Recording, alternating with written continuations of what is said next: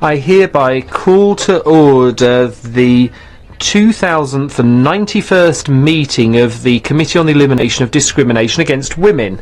The committee will proceed with agenda item 4, which is the consideration of reports submitted by states parties pursuant to Article 18 of the Convention on the Elimination of All Forms of Discrimination Against Women.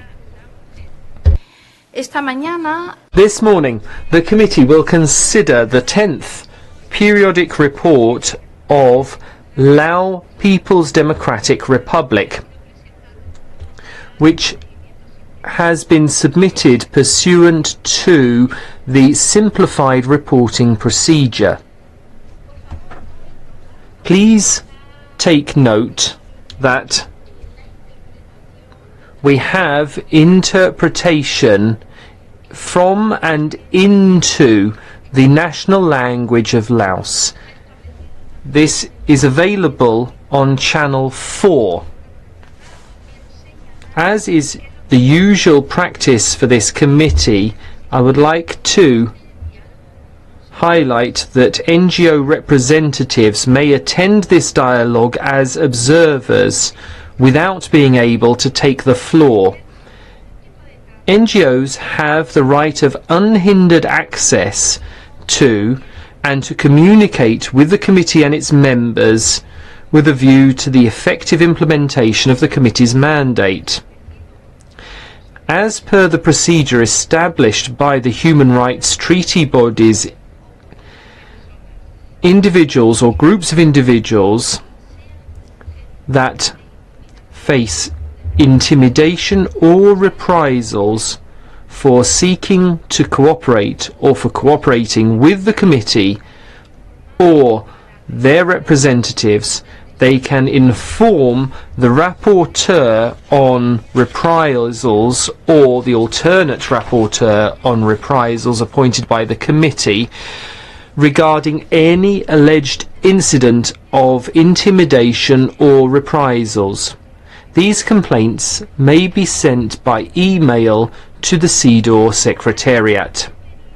I would now like to welcome the distinguished delegation, which is led by Ms. Chansoda Phonethip, who is the Vice President of the Lao Women's Union and also Vice President of the National Commission for the Advancement of Women, Mothers and Children, who will introduce the report.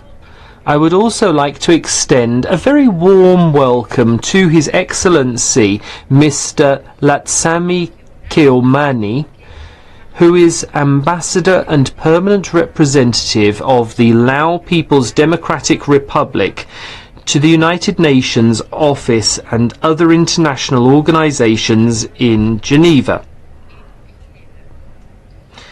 I would like to remind the delegation that the introductory statement should not exceed 30 minutes.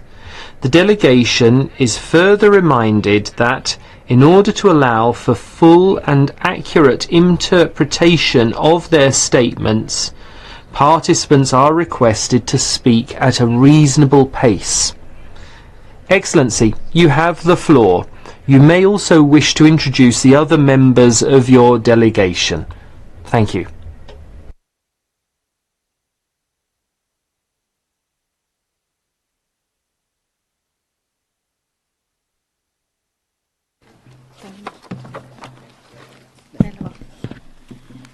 Madam Chair,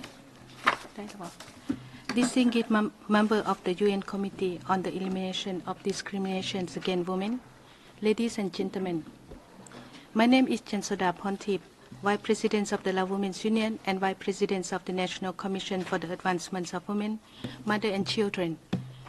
It is a privilege to lead the Lao delegation to attend the 89th session of the CEDAW Committee, where we are honored to present the Lao PDF 10 National Report on the implementations of Convention of the Elimination of All Forms of Discrimination Against Women. At the outset, on behalf of my delegation, I would like to extend our sincere gratitude to you, Madam Honorable Chair, for your kind word and warm welcome given to my delegation. I am confident that under your able chairpersonship and a vast experience, this session will be highly productive and meaningful and constructive engagement. Madam Chair, the Lao government delegation to this session of the CEDAW committee is composed of the senior representative of the National Commission for the Advancement of Women, Mother and Children, the Ministry of Foreign Affairs and the Lao Women's Union. Due to unforeseen circumstances, regrettably that the Deputy Minister of Justice, who was included as part of Lao delegation, was unable to join this session. I would like also to welcome representatives from non-profit associations who travel from Laos to join this session, demonstrating our inclusive multi-stakeholder approach. The presentation of the 10 national report on the implementation of CEDAW Convention represents a significant opportunity for Lao PDR. As a state party to the convention, this engagement enables us to share the progress made in promoting and protecting women's rights, while also addressing the challenge encountered in the implementation of our commitment under CEDAW. Moreover, this session provides a valuable platform for Lao government to receive constructive feedback, recommendation, and insight from committee members. The interactive dialogue and exchange of views and the opportunity to learn from the rich experience of the experts, the committee members will also be useful and valuable to help further enhance our effort to strengthen the realization of women's rights and gender equalities in our country. It is my great honor to present the Lao PDR 10th National Report under CEDAW in this session. The Lao PDR upholds its unwavering commitment to promoting and protecting human rights of Lao Women's Union, while emphasizing the specific reality of the Lao society, our national socio-economic development, as well as our unique cultural characteristics and historical context. Despite the challenge caused by the yet continuing impact of the COVID-19 outbreak, the global geopolitical tension, the Lao PDR has recorded significant achievement in the implementation of its obligation under CEDAW. We are advancing steadily toward building a just and equitable society where Lao women live in greater freedom and dignity, and have equal access to resources and opportunity for their development. Furthermore, our effort also focus on promoting women employment, enhancing their participation in decision-making and leadership positions, increasing their economic empowerment, and ensuring equitable access to education and healthcare services, among others.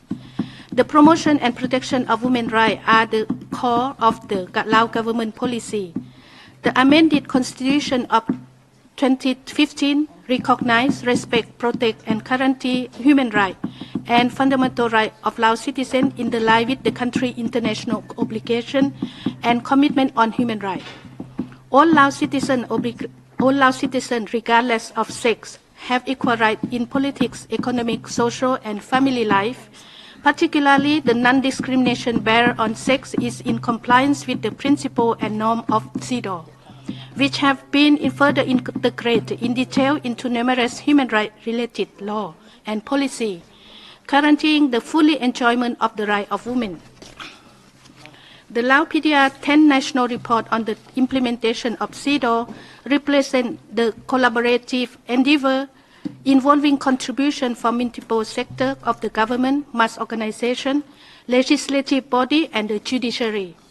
This national report has been enriched through extensive consultation, integration perspective from civil society organizations, academic institutions, relevant UN agency and other development partners, as well as relevant INGO operating in the Lao PDR. Such wide consultation and engagement has not only ensured a comprehensive and qualitative 10 periodic report, but also is essential in fostering an inclusive and equitable society where women's voices are heard, recognized, and amplified. Madam Chair, I would like to highlight some of the areas of the report and also some development in the implementation of CEDAW Committee concluding observation and recommendation on our 8 and 9 combined report, with results have been gradually and effectively recorded. Over the past 5 years, the Lao PDR, like many other nations, has been largely affected by the direct and indirect consequences of the COVID-19 pandemic, coupled with the impact of the Lao economic of the energy price and food crisis, the global economic and financial difficulties, as well as the impact of natural disaster and climate change. These challenges include increasing living costs, rising inflation, all of which have exacerbated difficulty in the population, including women, with women shouldering disproportionate responsibility within family, experiencing greater economic vulnerability compared to men. To illustrate the government commitment to improve the living condition and the well-being of women, the Lao government has implemented supportive measures in response to the COVID-19 pandemic. The measures include financial subsidy for those adversely affected by the pandemic, particularly targeting unemployed individuals and women factory workers. Overall, a total of 61,511 people have benefited from this initiative.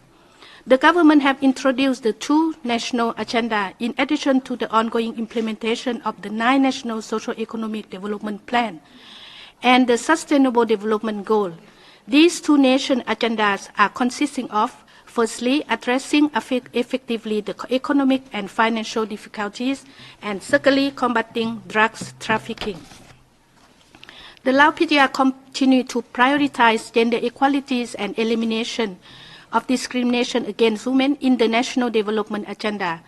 In 2019, the National Assembly adopted the Law on Gender Equality, which introduced a wide range of measures to address gender disparity across various sectors.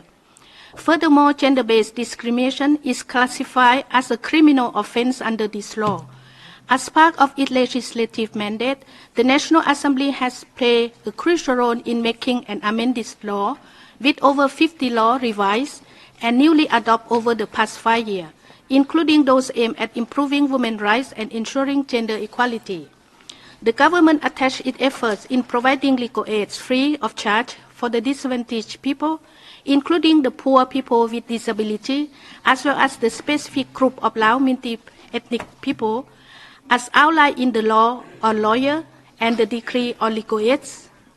In addition, the government also established mobile legal consultation desks at the village level and also issued a decree on village mediation, which is currently formulated in the village mediation unit at the village level across the country. The National Assembly has enacted the law on handling on complaint, which facilitates the submission and consideration of petitions, complaints, and requests for justice.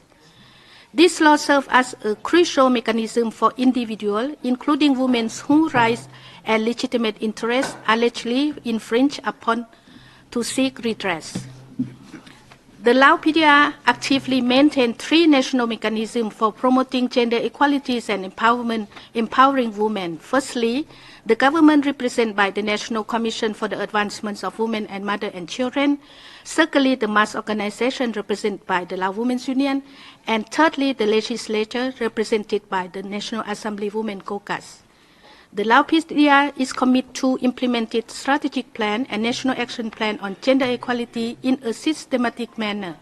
Central and local agencies and sectors are tasked with incorporating this policy framework into their operational work plan to align with the national objective.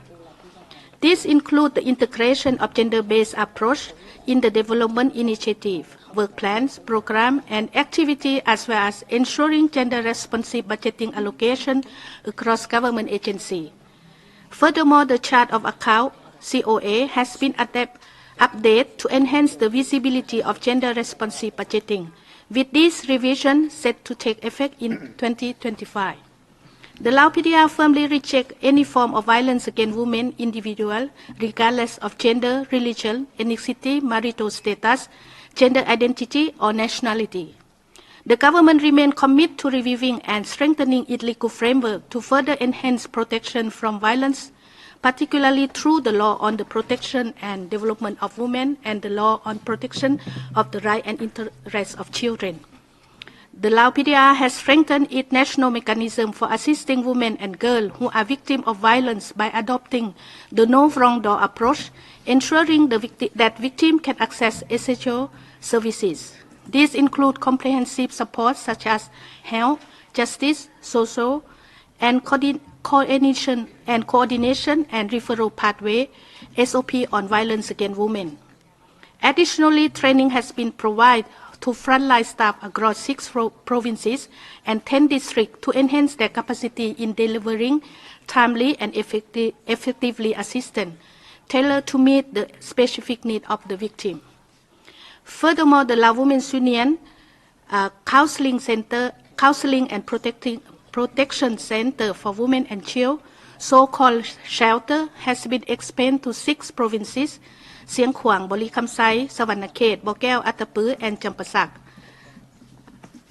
The improvement of facility for victim support has been established at Mahosot Hospital and the Mother and Children Hospital in Vientiane capital, including the first one-stop service for healthcare at Mahosot Hospital, with a dedication hotline 1527. Each year, the Lao PDR conducts a 16-day campaign to raise awareness about ending violence against women and girls at both central and local level. Moreover, legal information and resources such as handout, poster, and brochure on violence and its impact, the access to support services, and the protection of victim rights are distributed widely, including through online platforms.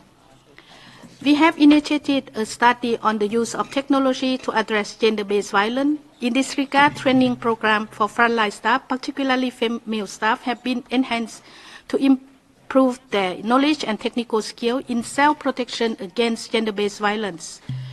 The training encompasses responding to online deceiving, safe internet use, and avoiding online exploitation and intimidation.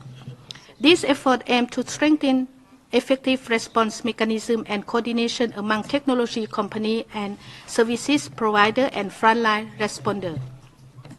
The Lao PDR is dedicated to eliminating child marriage to ensure a brighter future for all women and girls.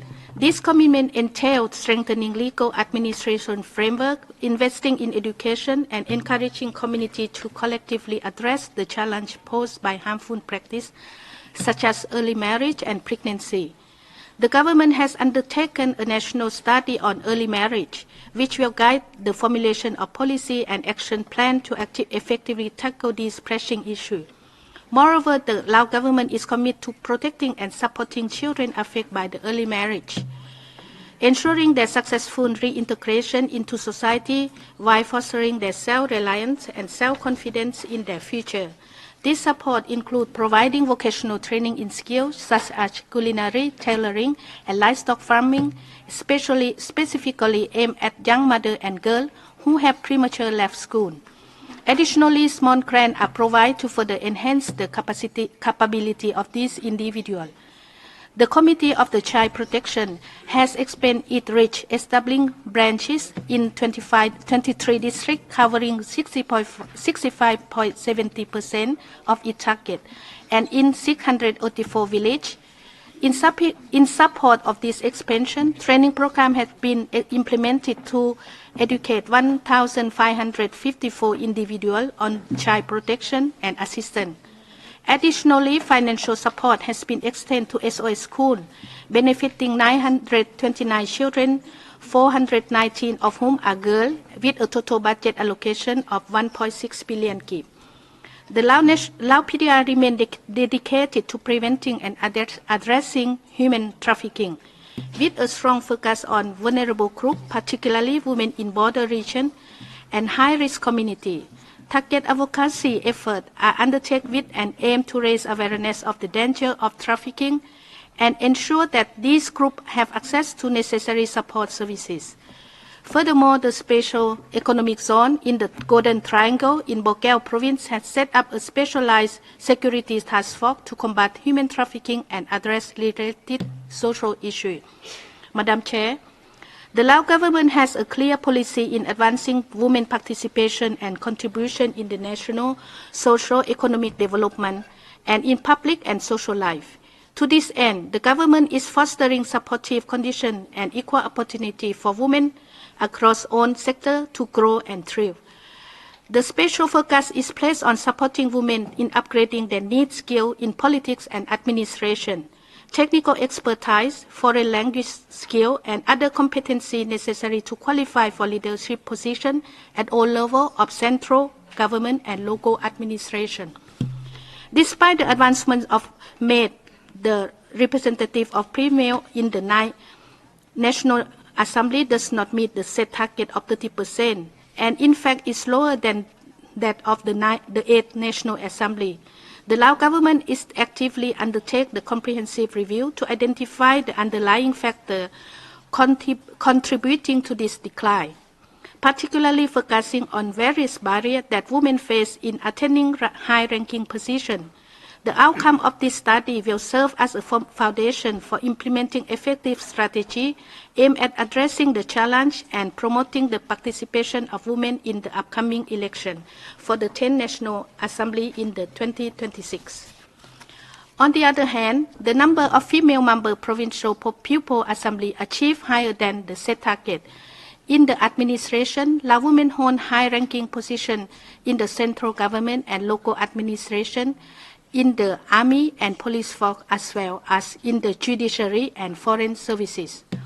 Most recently, 3 Lao women have been promoted to the rank of Brigadier General in the historical moment event happened in the Lao Army. The Lao PDR actively promotes the empowerment of women farmers by providing comprehensive technical training in agricultural production, crop cultivation, animal husbandry, handicraft, financial management, and business operation.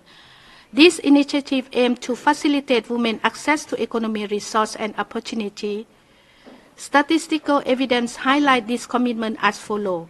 The land designated for agriculture and animal husbandry purpose has been allocated across 23 districts, encompassing 211 villages and benefiting 15,550 families.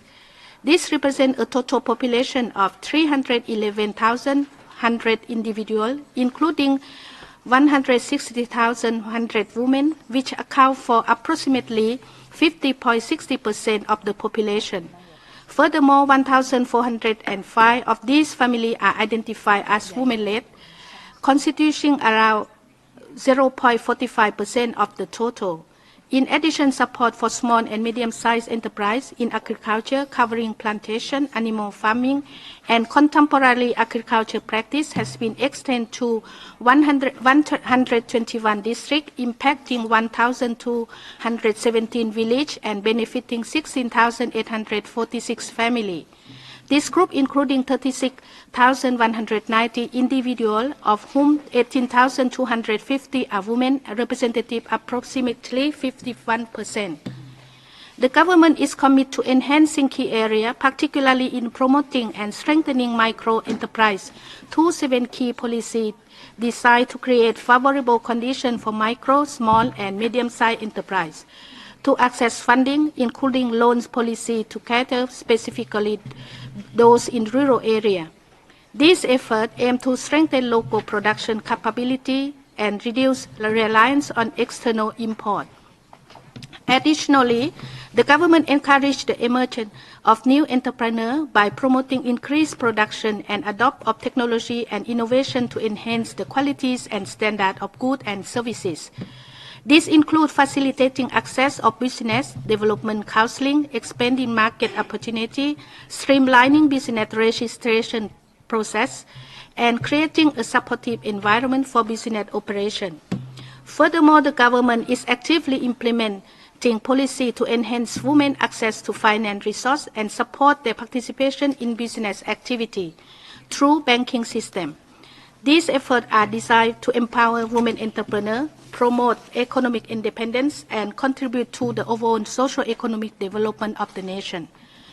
In the educational and sports sector, the government is dedicated to enhancing educational access and promoting scientific and sport development, particularly in the recovering phase following the COVID-19 pandemic. This commitment includes collaboration with the Ministry of Public Health to ensure safe school reopening, utilizing announcements across television, radio, online platforms.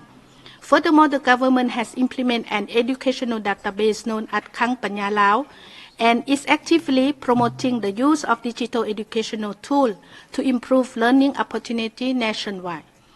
The Lao PDR is committed to enhancing healthcare services by prioritizing the development of infrastructure, optimizing human resources, and modernizing medical equipment across both central and local healthcare facilities. Moreover, the government is actively promoting healthier lifestyle by raising awareness about sanitation, nutrition, and comprehensive pre- and postnatal care for women. Recent data reflect significant decrease in the maternal mortality rate, now at the 36.6 per 100,000 live birth. The Lao PDR is dedicated to advancing skill development initiatives for both public and private sector, particularly targeting individuals without vocational training, those seeking career change, the unemployed, and those pursue new job opportunity. These initiatives are designed to align with the national workforce standard across 37 occupations and are delivered through vocational institutions, skill development center, and mobile training unit. To date, these efforts have been reached a total of 14,034 individuals, of whom 5,329 are women, representing 38%. Additionally, labor units have been encouraged to enhance skill development programs for workers across various sectors, benefiting 34,565 individuals, including 15,436 women, which constitute of 46.66%. Skill assessment have been conducted to ensure compliance with the national workforce standard, involving 2,821 individuals, of whom 1,298 are women, or 46.1%. Furthermore, these initiatives have prepared a total of 276,581 individuals for the labor market, both domestically and internationally, with 118,043 women, representing 42.68% of this group. Furthermore, the government has provided assistance to victims of the natural disaster nationwide, with a particular focus on impoverished and vulnerable population. A total of 322,160 individuals have received support, of which 181,497 are women, representing 56.38% of the total beneficiaries. Madam Chair, in 2026, the Lao PDR will celebrate the 50th anniversary of its ratification of CEDAW, 45 years of unwavering commitment to CEDAW with continue of our effort to achieve full enjoyment by women of the human rights, gender equalities, empowerment, and advancement of women in the Lao PDR. While we have made significant and proud achievement in more than 4 decades, there are undeniable room for improvement and possibility to attain even better results.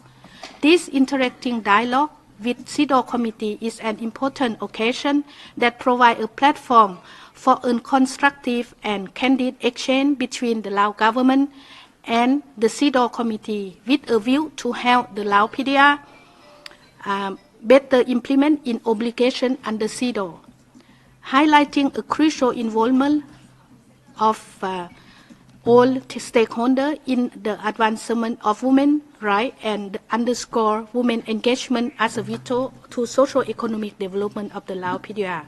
I am confident that our constructive dialogue that will produce meaningful outcomes, ultimately benefiting the Lao PDR in advancing our own commitment to gender equality and non-discrimination and women's rights. I truly believe that a future awaits us where justice and inclusiveness prevail, enabling women and men to engage as equal partners in all spheres of life. To this end, I would like to take this opportunity to express our deep gratitude to Committee Secretariat for all necessary assistance and arrangement. I also would like to express our sincere thanks to all development partners that have provided valuable support and assistance extended to Lao PDR in the process of drafting the 10 national report, the response to the list of issues of the CEDAW committee as well as the financial support to some of our delegates to attend this session. I am confident that our constructive dialogue will lead to an effective and successful outcome and bring about most benefit to Lao PDR. I thank you, Madam Chair. En nombre del comité, doy las gracias a la jefa de la delegación por su declaración introductoria. Distinguida delegación, como ustedes saben, el procedimiento del comité para el examen de los informes periódicos consiste en que varias expertas formulan preguntas, después de lo cual se dará a la delegación la oportunidad... Not interpretation. Bueno, el micro está encendido. A ver ahora. Está encendido. Está encendido. Estamos comprobando si disponemos de interpretación. ¿Me lo pueden confirmar, por favor? Sí. No interpretación. There's a small technical problem. It should be all right now if you can hear the interpreter. Oh. So, on behalf of the committee, I would like to thank the head of delegation for the opening statement. Distinguished delegation, as you know, the committee's procedure for reviewing periodic reports will follow the following procedure. A number of committee members will ask questions, and then you will have an opportunity to answer them. Then we'll move on to the next set of questions, and the delegation will have a chance to answer that round of questions. Generally speaking, the committee members will ask questions in the order of the articles in the convention. And that's the procedure we'll follow over these two sessions. We will try to conclude the state party's implementation of the convention by 5 p.m. today.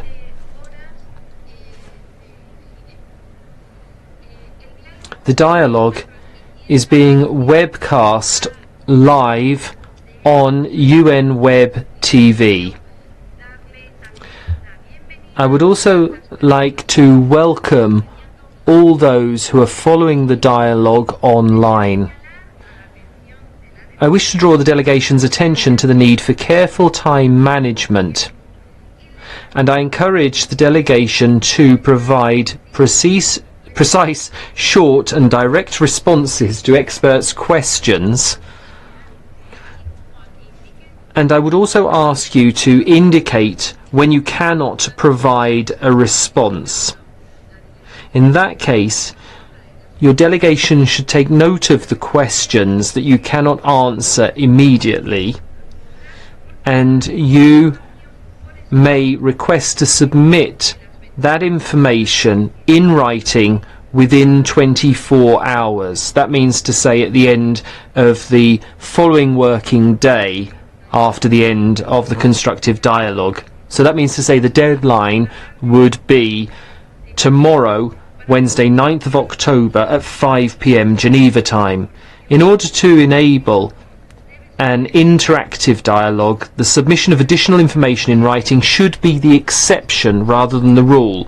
If the delegation submits additional information in writing within 24 hours, that information should not exceed 1,500 words. It should be timely, concise, and answer the specific questions which have been posed by the experts.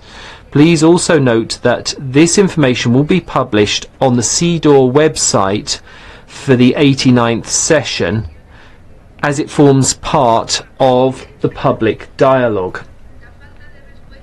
A lack of or inadequate replies to questions raised by the committee may result in follow-up questions, and eventually, or possibly, this may be reflected in the concluding observations of the committee.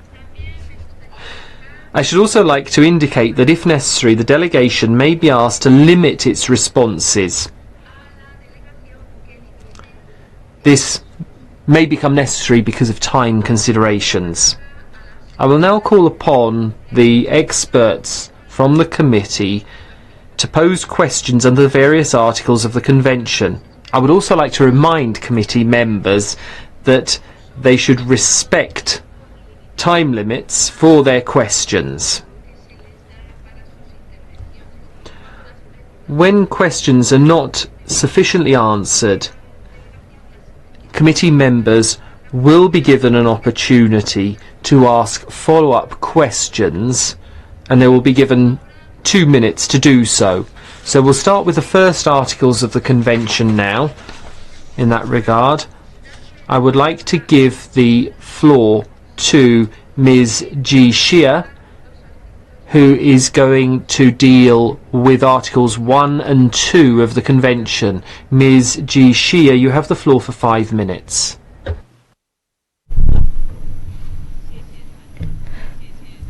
Thank you, Madam Chair and Madam Ponitip. First of all, I would like to thank the State Party for sending a high-level delegation and the head of delegation for her presentation, which is very informative, providing further information on gender equality in the State Party. The CEDAW Committee welcomes positive measures taken by the State Party since 2018 to advance the status of women, promote gender equality, and eliminate all forms of discrimination against women. The committee commends the State Party for elevating gender equality to the level of a national strategy, providing for gender equality and non-discrimination in its constitution and many domestic laws, domesticating the Convention, developing the law on gender equality, developing and implementing the National Action Plan on Gender Equality and the National Strategy on Gender Equality and a number of other national plans, providing the citizens with a free Medicare and free legal assistance, and adopting positive measures to protect the rights and interests of women.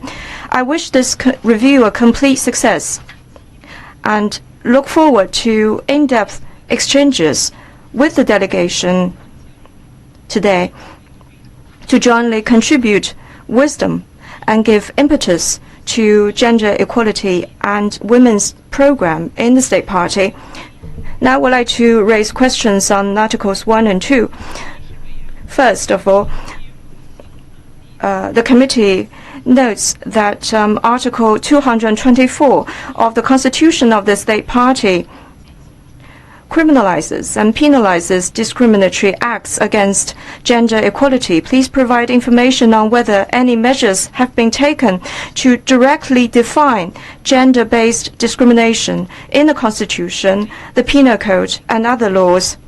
In the absence of an definition of discrimination, how can discriminatory acts against gender equality be defined and further criminalized? The committee wishes to know further, so far, how many cases have been brought under Article 224 and what measures have been taken to fight gender discrimination. Second, the committee commends the State Party for domesticating the Convention. Please provide further information on what measures have been taken to move up this process and how effective has it been. Can the judiciary skillfully apply the relevant laws in its rulings? Whether the citizens can consciously invoke the relevant laws to safeguard their own interests and rights. Thirdly, the State Party refers to in its country report workshops on human rights treaties and third cycle of UPR conducted over the past 4 years. How many of them covered the CEDAW Convention? What roles have they played in implementing the Convention in the State Party?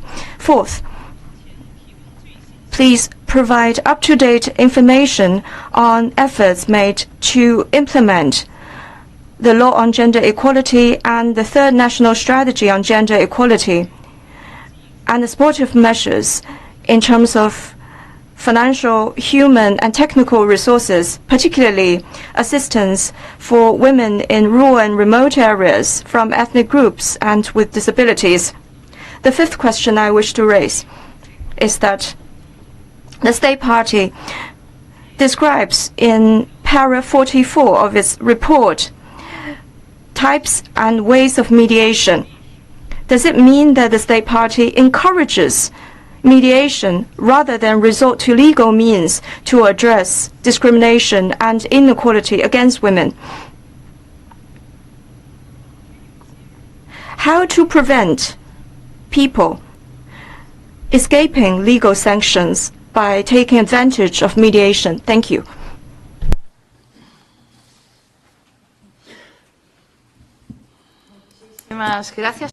Thank you very much, Xixia. I would now like to give the floor to the delegation so that you can respond to these questions.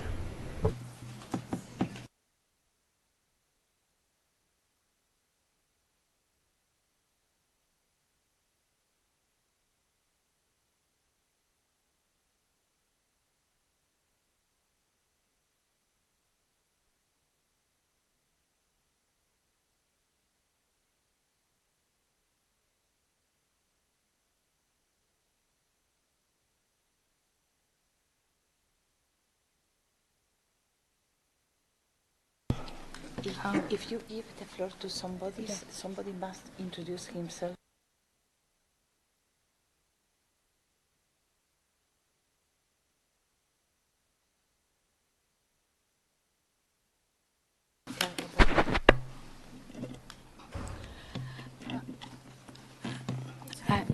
It's okay? Yes. Okay, I will give the floor to the our delegate from Ministry of Foreign Affairs to answer to your questions.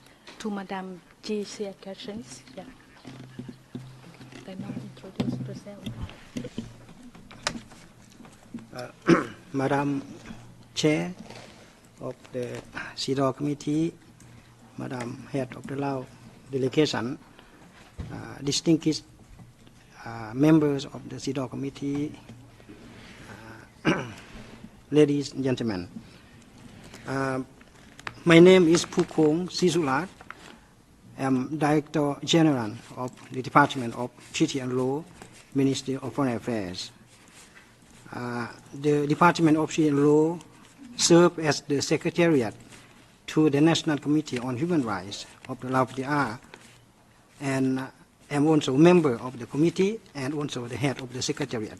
So I have two hats at least. I'm very pleased to come here and to attend the interactive dialogue with the committee today, and I would like to respond to the issues raised by the distinguished member of the committee, Madame Xixia, particularly on Article 1 and Article 1 and 2, and particularly regarding the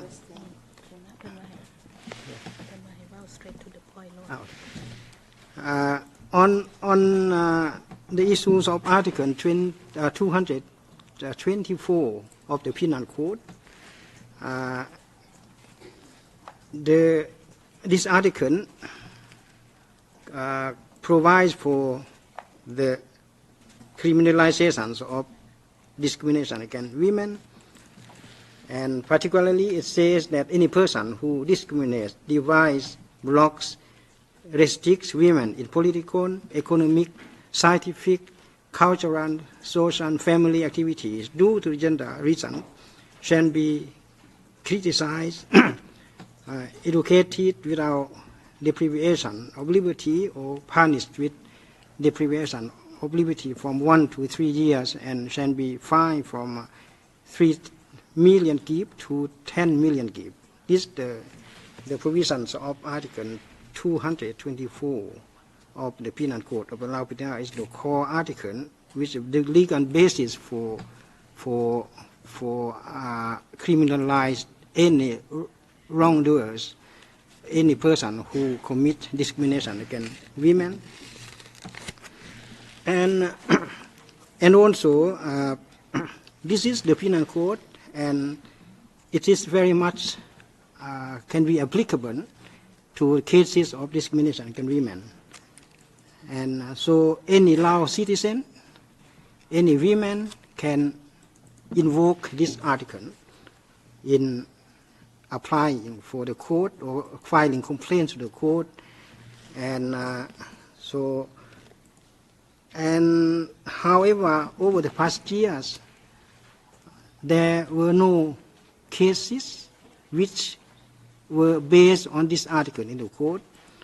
And so there are reasons for that in our country, in our PR, because we prioritize, when it comes to human rights, it's not always about adversary.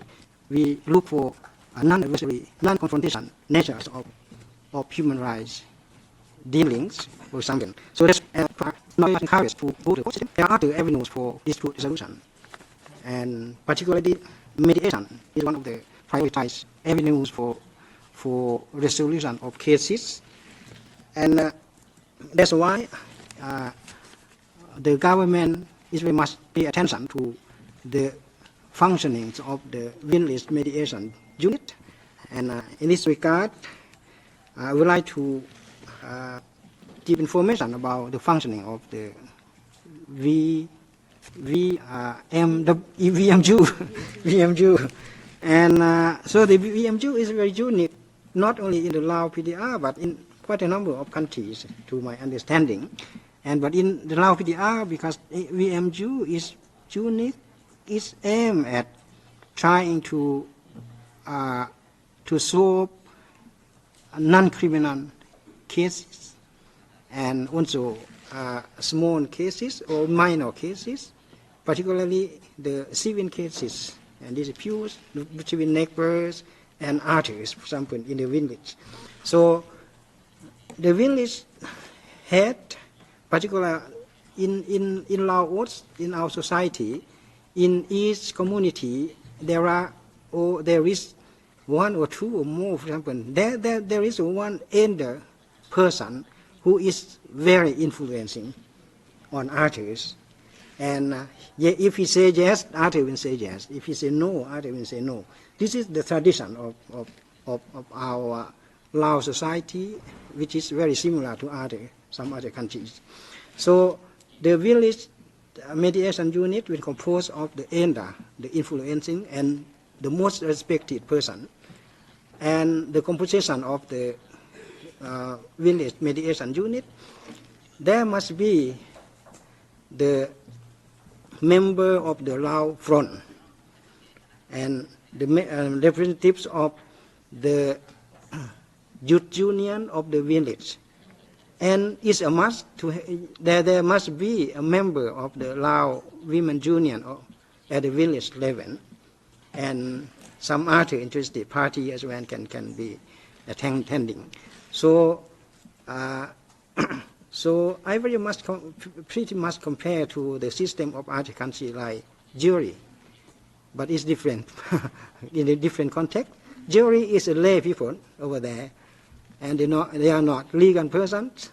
Here also, they're just ordinary people, and they look for justice and fairness from the natural justice mainly. That's why this is very much we prioritize this mechanism, and to try to avoid people going to the court, because going to the court will take times and to have some expenses, for example, and particularly going to the court for people. Normally, we in Lao society we look for harmony. This is the traditional value that we always uphold: harmony, non-confrontation, and non-adversary nature of resolving cases. And that's why the government put very much importance on the functioning of the village mediation unit. When it comes to cases, and the either party which are not satisfied with the decision can say no to the outcome of the mediation. And the person can go further to use the court system, the formal justice system or something. So it's not, the party is not blocked with the, in the mediation, village mediation unit. So this is kind of the functioning, the unique phenomenon of the Lao legal system. We call this informal justice system in the country. And just it could be concerned about whether, for example, in case of women is party there, violence against women, and maybe women are barred from using the formal justice system or something. So, but they will work together to encourage, to seek for justice for all parties, including women, who perhaps like victims of violence or domestic violence or something. So to make sure that everyone, every parties are satisfied with the outcome of the mediation. If not, and then either party can seek further justice from other avenues, the formal justice avenue. And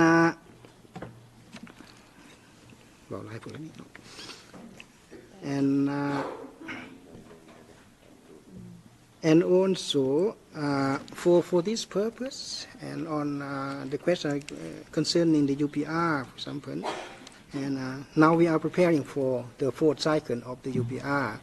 We are working very hard, particularly the National Committee on Human Rights, and we are to submit the fourth report for the fourth cycle early next year, and we will appear before the working group of the Human Rights Council in April next year. But we have been focusing on implementation of the UPR recommendations. Quite a number of recommendations are concerning CEDAW and women's rights and women empowerment. So we very much focus on every recommendations that the Lao government has supported, including CEDAW and CRC and also others. So the dissemination of the Human Rights Convention and the UPR process, we cover own human rights treaty the country is party. And I would like to stop here, Madam Chair, perhaps. I have already replied to all the questions. Thank you.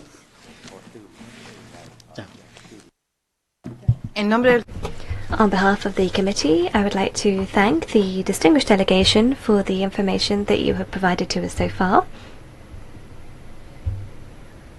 The head of the delegation is telling me that the ambassador would like to add a little bit of information. You have the floor, sir. Thank you so much, Madam Chair, and also the head of our delegation. Perhaps just one point I would like to have that added to what already well said by our DG of the Law and Convention Department of our ministry.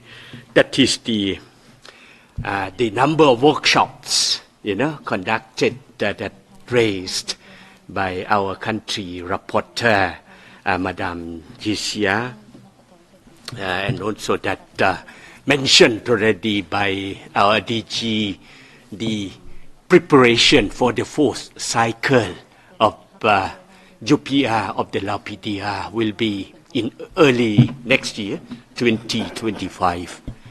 And that's also perhaps one information that our country rapporteur can refer to, perhaps at the forthcoming visit, I would say forthcoming visit of the special rapporteur on the cultural rights to Laos, that in November this year, from 19 to 29 November this year, and then perhaps these kind of women mainstreaming kind of related issues, and also the workshops related to CEDAW, I think that can be addressed and can be consulted with that special rapporteur on that cultural rights visit to Laos. I thank you, Madam Chair, and also the head of our delegation. Thank you so much.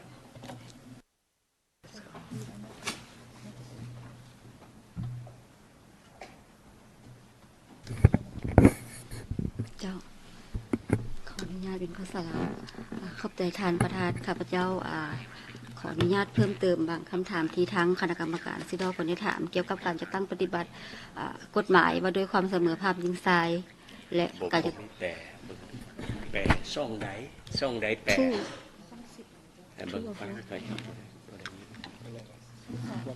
Channel what channel the translation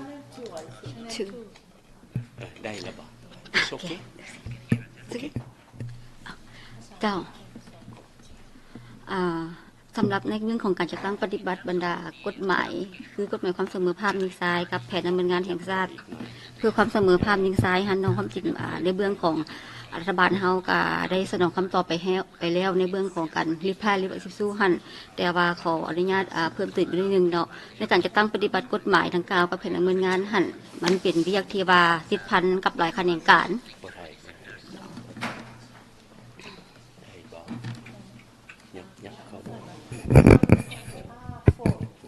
โฟโอเคจ้ะขออนุญาตตอบเนาะในเรื่องของการจัดตั้งปฏิบัติโอเคการจัดตั้งปฏิบัติกฎหมายว่าด้วยความเสมอภาคหญิงชายและก็เรื่องของแผนดำเนินงานแห่งชาติเพื่อความเสมอภาคหญิงชายหันเนาะเรื่องก่อนหัดประกันให้ไม่ยิงชนบทเข้าถึงต่างๆหันเนาะตัวนี้นี่เป็นว่าเฮาได้สนองข้อมูลตอบคำถามเจ้าจิ้มมาก่อนนั้นแล้วแต่ว่าขอย้ำติดอีกนิดนึงเนาะในเรื่องของการจัดตั้งปฏิบัติกฎหมายกับแผนดำเนินงานดังกล่าวหันมันเป็นเวียกที่ติดพันกับหลายแขนงการเจ้าลักษณะในการจัดตั้งปฏิบัติหัน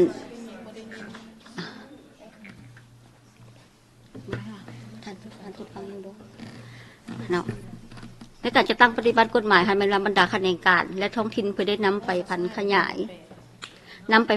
ายTwo or four? Two, number two. Two. Okay. เจ้า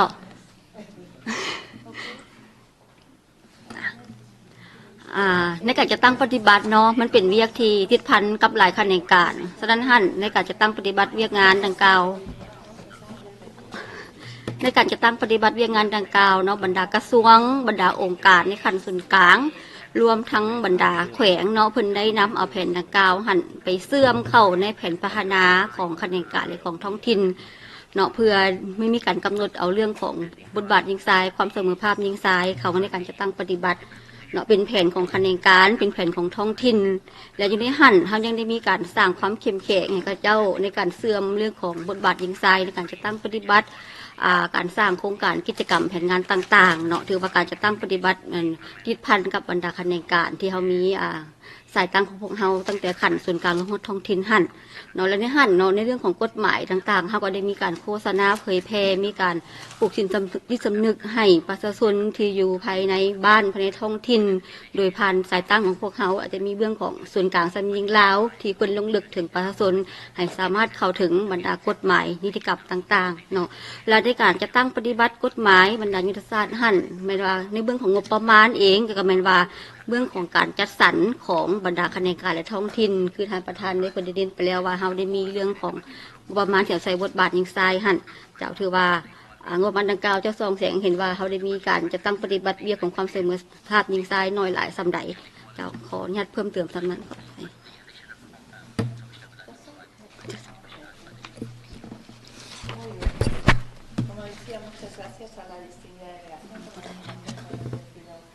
Hasta la fecha. Thank you very much for the information you provided so far. I don't know if the country rapporteur would like to ask any follow-up questions. No? Okay, in that case, let's move to the next articles of the Convention, and we will cover Articles 3 and 4. We'll be discussing the gender equality machinery, so I'd like to give the floor to Daphne Hacker for 4 minutes. We give the floor to you, Madam.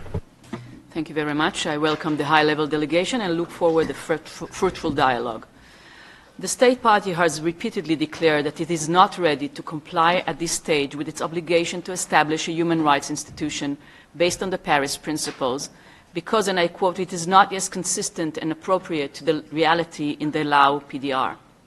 Please clarify in detail what are the obstacles that the State Party faces in the current reality that prevent it from establishing an independent statutory institution for human rights. While the State Party is proud of Article 6 of the Constitution that stipulates that the state protects the freedom and democratic rights of the people that no one can violate, it is unclear to me how can that be, taking into consideration that, to my understanding, only one party is allowed in the country. Let's say that a female leader wishes to establish a feminist liberal party that would take part in the upcoming elections. Would that be allowed? And if not, why not? We received several alarming reports that the Lao government severely restricts civil society organizations. It seems that the law grants the authorities the power to control, monitor, and dissolve non-profit associations, forcing many organizations to shut down. Apparently, it also limits international organizations to activities aligned with the government goals. Women's rights groups are confined to working through the Lao Women's Union, a state-controlled body, leaving women activists without a platform to speak out. Online expression is tightly regulated and criminalized, and the penal code is also used to prosecute activists for questioning the government and restrict freedom of assembly, resulting in intimidation, arrest, and enforced disappearances. We have received several names of female human rights defenders who were allegedly badly mistreated by the government, the judiciary, and prison authorities. Could the State Party outline recent efforts to review and amend any existing laws, regulations, or decrees that may unduly restrict freedom of expression to ensure that these legal frameworks comply with international human rights standards and with Article 3 of the CEDAW? What measures is the State Party taking to investigate the circumstances surrounding the disappearance, maltreatment in prisons, and deaths of female human rights activists, so prevention measures can be taken and compensation delivered? And finally, while noting with appreciation the law statistics of 2010 and the establishment of a national database, we are not convinced that the State Party is systematically and comprehensively collecting data disaggregated by sex, age, disability, ethnicity, location, and socioeconomic status, and even less convinced that such data is systematically made available to the public. This is suggested, for example, by the annex to the State Report, which is very basic and not intersectional. Is there a public site where detailed, systematic, and intersectional statistics related to sex and gender are published annually? And if so, please refer us to it. Thank you.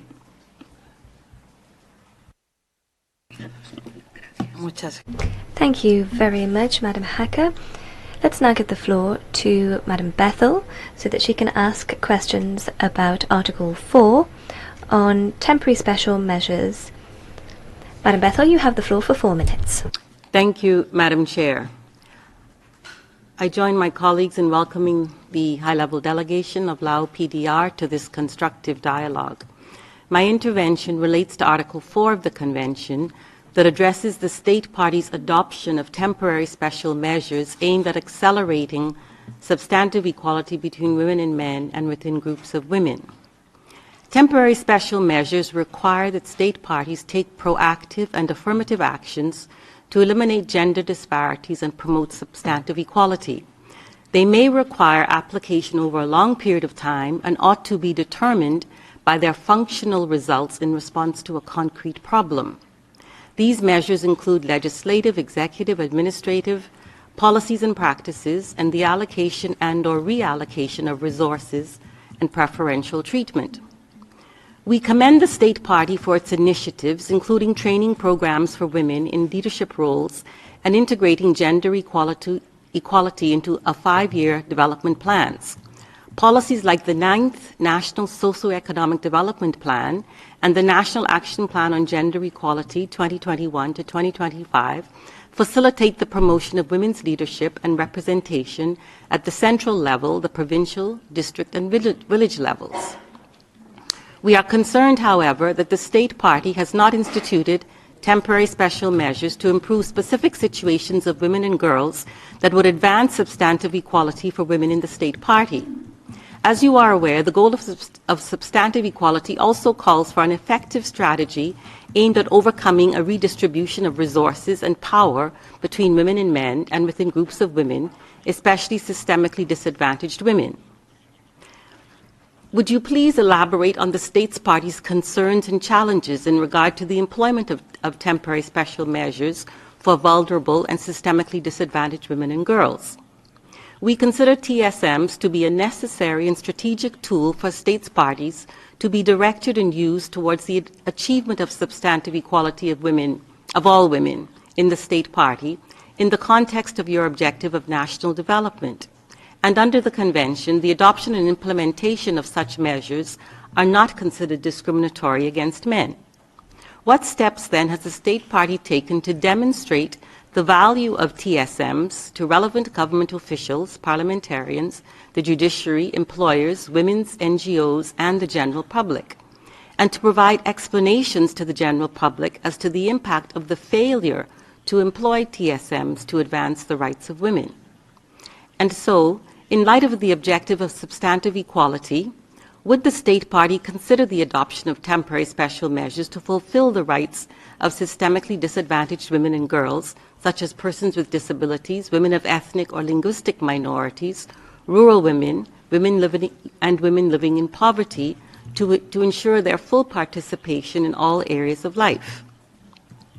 Would the State Party consider incorporating temporary special measures into both the formal law and the current national action plans in order to address the needs of disadvantaged groups of women, including in business, the agricultural sector, in climate crisis adaptation, and in women in leadership?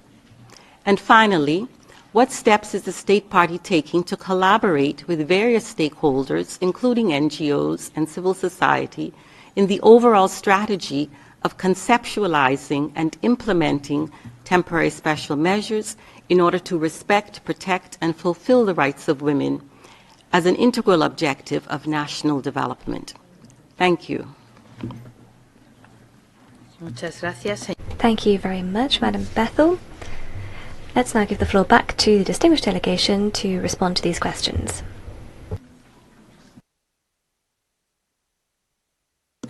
เสนอสหายผู้คงตอบเกี่ยวกับตัว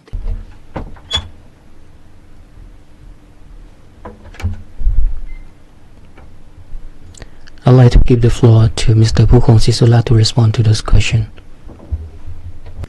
Thank you, Madam Chair. Thank you, the distinguished members of the committee, for the questions which have been raised. I would like to give information on the question raised by Madam, I cannot see your name, on the National Human Rights Institution, and also on other related issues, and first of all, on the NHRIs, we took note of the recommendations. We took notes of the including concluding observations and recommendations under CEDAW and other treaties, and also the UPR as well. And so this is one of the issues that the Lao government has been paying attention to, and we try to understand and to seek information. What is good, the National Human Rights Commission for a country like Laos? And we realize that NHRI is very important and has an important role to play in the promotion and protection of human rights of citizens and all other individuals. And we studied very thoroughly the Paris Principles of 1993, and to look at the compositions or elements of the Paris Principles. And we also conducted research and studies on the examples of different countries in the world, And we even organize workshops and seminars on national, international, regional, and national human rights mechanism, which covered also the role of NHRI. And I would like to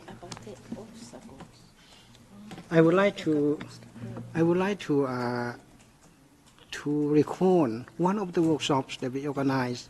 We invited commissioner from India, commissioner from Indonesia, and I can't remember, from Myanmar as well, because Myanmar also has then established its Human Rights, National Human Rights Commission. Señor Director General, perdone que le interrumpa. Apologies for interrupting you, Director General. We appreciate the information, but Ms. Hacker's question was about the obstacles which prevent the National Human Rights Institution from being established. Could we please ask you to answer that question specifically? Thank you. Madam Co-Chair, we never say no to the Human Rights, National Human Rights Commission, but the timing, and we would like to focus on what we have at the moment. We have different mechanisms now. If we establish the new commission, there will be another resources, another human resources, and financial resources, and expertise as well. That's why we organize the workshop and seminars, inviting commissioners from different countries. And we want to learn from how they work and what's the obstacle for the Lao PDR as well to establish our own National Human Rights Commission based on the Paris Principle. So that's the efforts have been undertaken by the government in the process, and the obstacle is to our understanding that what we have, we need to strengthen the mechanism that we have. We have National Committee on Human Rights, we have the Mother and Child and Advancement of Women Commission, and a Commission for the person with disabilities, and Committee for human trafficking, for example. So these are all together working one way or another, cover some of the main functions or the main mandates of the Paris Principle on Human Rights Commission. So, for example, the National Committee on Human Rights, and there are mandates to advocacy, for example, advocacy for ratification of treaty, advocacy for dissemination, and also the committee can also take the mandate, for example, if there are any issues of the promotion and protection of human rights, the committee can look at the communications or even complaint on that, and look at the complaint, and then the committee will assign the secretariat with a secretariat from the Department of Justice and Law, which will coordinate with each human rights focal points in different ministries. In the concerned ministry, there are human rights focal points in the judiciary as well, in the Ministry of Justice, in the National Assembly, and even in the provinces. In these provinces, there are established human rights focal points. That's why if there are issues, and then the Secretariat will convey that message for them to look, and then sometimes we also establish a team or what we call the task force to look at issues that alleged violation of human rights. So this kind of investigative mandate of the Paris Principle Commission already, and so we don't. So that's why we think we are trying now to strengthen the mandate of what we have now. And on the other hand, we have the National Commission for the Advancement of Women, Mother and Child, and others. So they are also extending their mandate. And at the same time, we are strengthening the functioning, the impartiality and independence of the judiciary, and the complaint procedure of the National Assembly. So this we want what we have. So we want to strengthen all together instead of going further, moving further, and to take the model of the Human Rights Commission. In the world, Madam Chair, in the world, there are only 118 countries out of 193 of the United Nations members have established Human Rights Commission. So in Asia, there are only 15 countries which have Human Rights Commission, National Human Rights Commission. So Laos is like many other countries in Europe, although not all EU member states have National Human Rights Commission as such. And so other countries are in the process of looking, the study whether.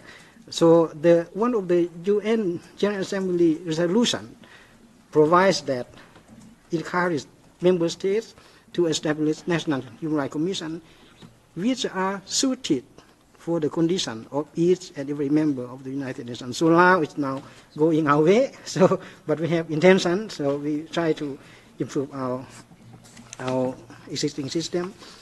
On allegations of, and very serious allegation, Madam, I think you very much rely on the external reports, NGO reports, which are not reflect the reality of Lao PDR, is not objective.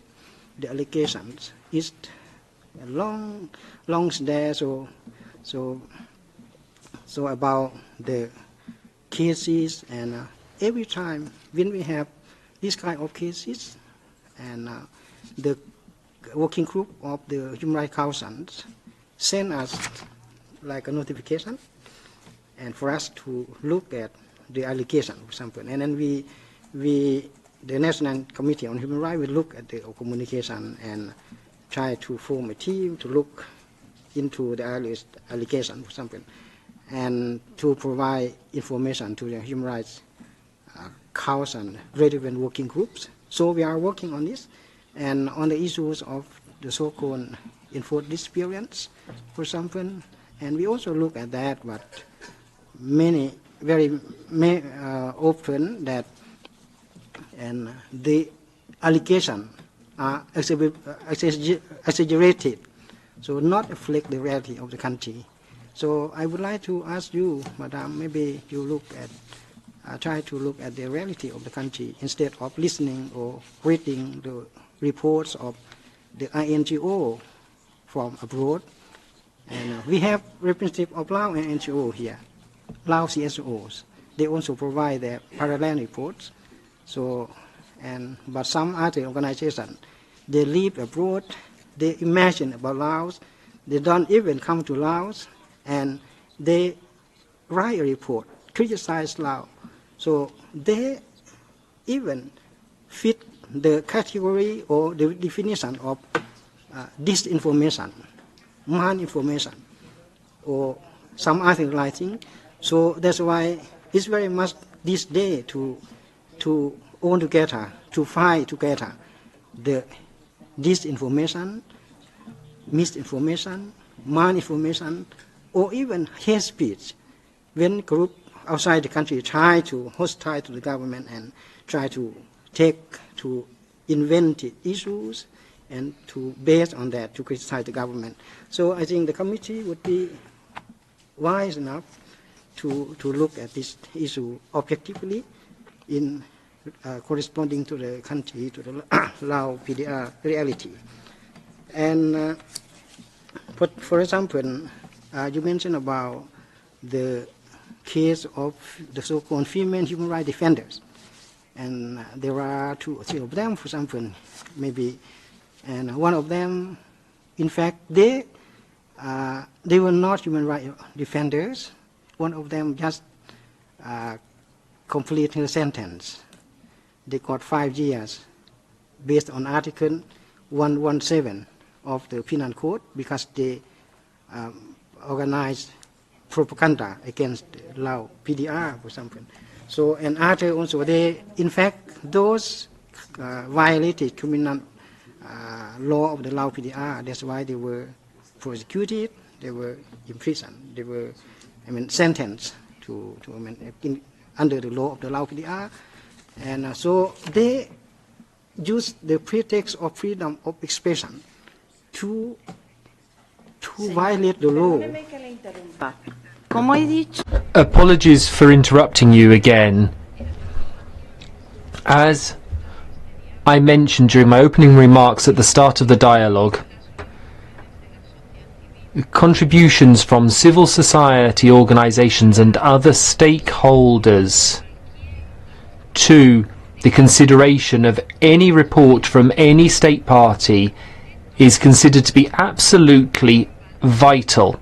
The committee takes note and attaches every importance to these contributions, checking them against the information provided by the state party. It is absolutely vital for the committee to be able to discharge its mandate properly. So we would like to ask you to stick to answering the questions that have been asked, and please refrain from referring to the specific situations of determined NGOs. The committee has the necessary information to evaluate the sources and the information provided. As we have limited time, please may I ask you to answer the specific questions you have been asked. Thank you very much.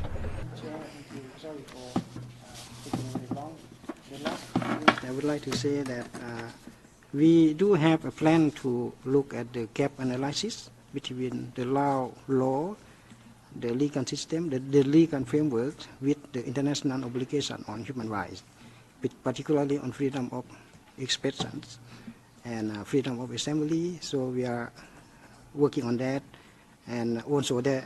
But we bear in mind that freedom of expression has limits. So it's not absolute. There are legitimate limitations imposed by the international human rights law.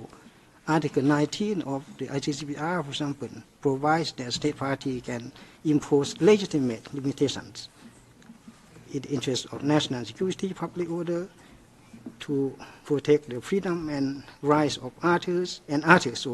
So this is very important. So freedom of expression needs to take into account the responsibility. Thank you, Madam Chair.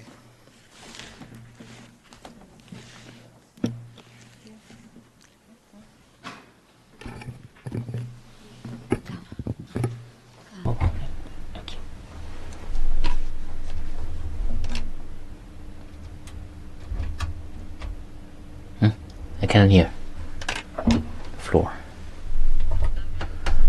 For advancement of, I would like to respond to the questions from the committee members regarding the temporary special measures and the database. Like I mentioned, we acknowledge, they understand the implementation of the gender equality database is very important tools. For the database, the National Statistical Bureau pays attention to improve the existing database of the Lao PDR. Even though in the past we strengthened the capacity to all the sectors because there are sectors, they are the one who implement the CEDAW committee, including the health, labor, and economic sectors. For the National Bureau of Statistics, we have strengthened the capacity to collect data and to use the data aggregated by sex. So we have strengthened the capacity of the National Bureau of Statistics of the Lao PDR. We try to establish also to mainstream the gender equality and to ensure that we have the segregated data by sex or by gender, especially on the gender equality in the Lao PDR. In this regard, we also have the national survey that we are going to mainstream the indicators on gender equality in this national survey, including the census, the habitats that we are still in doing now. We also plan to conduct the economic survey and also the survey on consumption of the household, and the survey on the entrepreneurs, business units, and the birth, the death. And we have started the process from 2017. We have tried our efforts to improve our existing database and also the database of the sectors. We also have developed a guideline for the sectors how we are going to use the segregated data. So it's about our efforts to how on the development of database on gender equality to come up with indicators on gender equality. For the temporary special measures, how to achieve to have the equal numbers of leadership positions. So in the past, the government has tried its efforts to ensure that the women can hold high-ranking positions in the executive branch, in the parties or the government, and also the business sphere. As you can see, so the statistics may be lower than in the past. So in this regard, we have tried our best to mobilize women to take part in the elections. So we selected the competent women to take part in the elections. We also raise awareness of people to see the importance of women of being a leadership, to hold the leadership positions. At the national level, we have representative of women, which is a female vice president of the Assembly, and for the leadership position in the executive branch. In the past, we also has the same measures. We also disseminate, we raise awareness and strengthen the capacity of women. And the government of the Lao PD has a plan for the promotions of women. We also provide training to we also provide capacity training to the women. For the Ministry of Home Affairs, it has a draft action plan and measures to achieve the high numbers of women in the high level position in the government. And so this plan is in the process. Now we also have Vice President who is the female Vice President. In terms of national defense and public security, so the Lao PDR has female high rank officials who were appointed this year. So the one on the achievements of the sector of defense and national security. In the business sector, from now the Ministry of Industry and Commerce, they have a plan, action plan to empower women in also to hold a leadership position in the sector of commerce. So we have the plan. We have the plan to strengthen the capacity of women in the business sector. And in the past implementation of the plan, women in the public business sector has been encouraged, promoted, and we also improve the legal environment that to remove all the obstacles to women from holding the high position in the business sector. And now in the business sector, women represent 48% of the position in the business sector. And in the sector of industry and commerce, we have female that represent 49.8%. In the service sectors, women represent 59%. So we can see that women are all present in all sectors of the economy, in the business sectors, and also the executive branch. So we can see that women are everywhere in all branches of the economy. Thank you.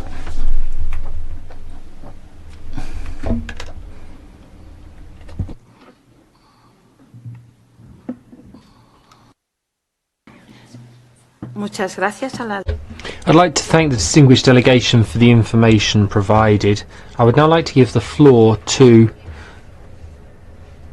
the colleagues who spoke before for follow-up questions. Ms. Hacker, you have the floor for 2 minutes. Thank you very much, and thank you for the delegation for the information provided. I'm happy to hear that you are seriously considering establishing a human rights institution, and you're doing this comparative research. And I would like to know how long do you estimate that process will take and will result in the establishment of a human rights institution. And since that might take some time, I would really like to know how many law cases, criminal or civil, or otherwise administrative, related to gender-based discrimination, discrimination against women, were conducted in the state party in the last 5 years, and how did they ended? I'm sad to hear about your over and general position regarding human rights organization and their role in the process of reviewing the country, and the chair addressed it, and I thank her for that. And I do not understand why someone who criticizes the government should be sent to prison for 5 years. I'm happy, though, to learn that you are reviewing your criminal code to enhance freedom of expression in the state party. And again, I would like to know, how long do you think that review process will take and will result in such an improvement? And regarding the data set, again, I'm happy to learn about the many surveys that you are conducting, and your realization that collecting data on women and through an intersectional lens is crucial. I appreciate it. And so I repeat the second part of my question: where is this data published, and is it an annual update that is accessible to the public? Thank you.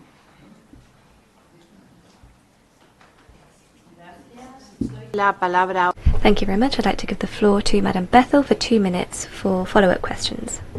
Thank you, Madam Chair. I'd like to respond to the issue of temporary special measures and thank the delegation for in communicating to us that they use disaggregated data in order to advance the rights of women, particularly on the area of women's leadership.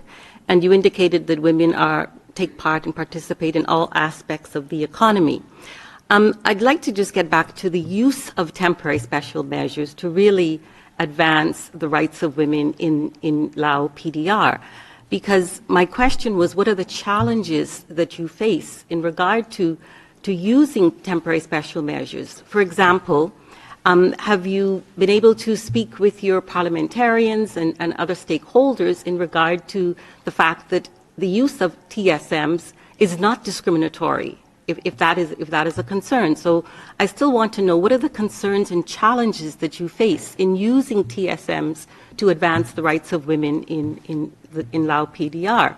I also spoke to the issue of the objective of national development of the state party. As in my country, national development is a major issue. And so if we can use TSMs to advance the rights of women, let's say in the agricultural sector, where you yourself have said that there is a need for an increase in output and production, women are central to the agricultural sector in Lao PDR. Can we use TSMs, for example, to reallocate resources to women, technical resources, financial resources, technological resources, to not only advance their own social economic status, but to increase food production and food security in Lao PDR, for example? So this is the big picture of using TSMs in regard to achieving your own goals of national development, food security, advancing the rights of women. It's one package that can be used by the state party.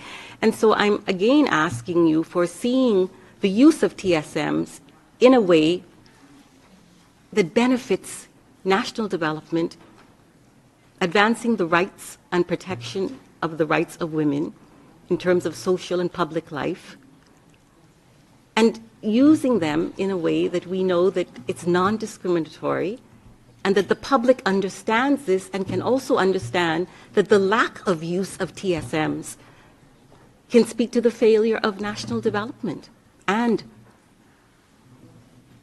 the lack of advancement of the rights of women. So I'd like some response to that, please.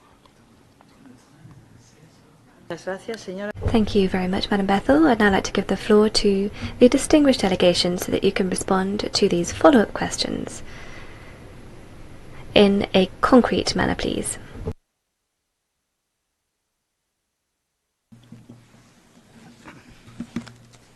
I would like to thank for the follow-up questions from Madame Hacke.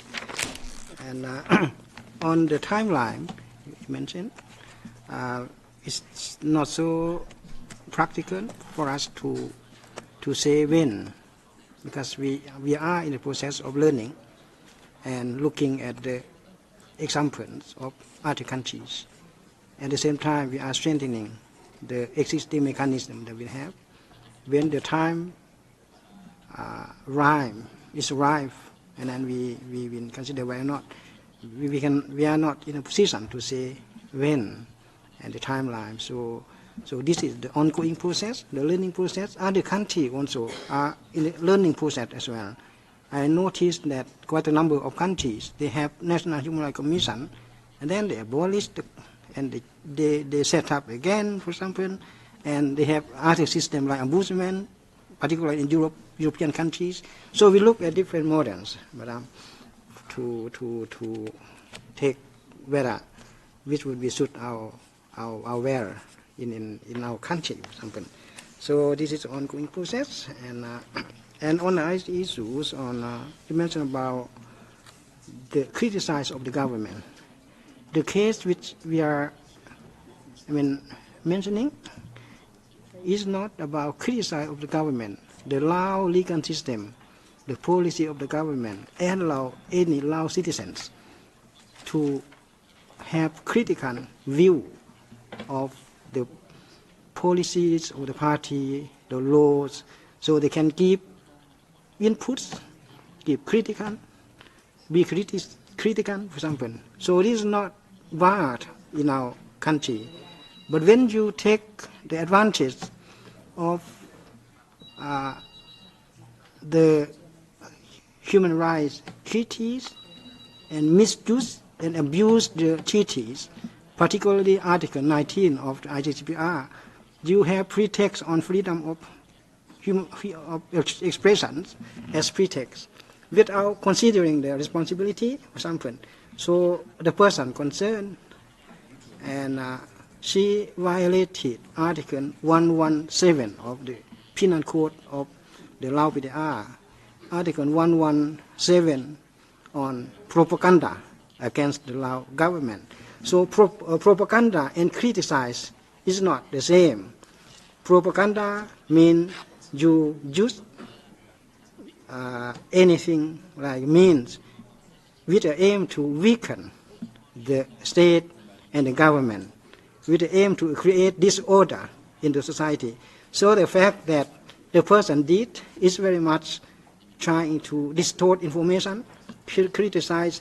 When the country, the whole country, mobilize to assist victims of flood, assist victims of their time, and so mobilize funding, mobilize resources.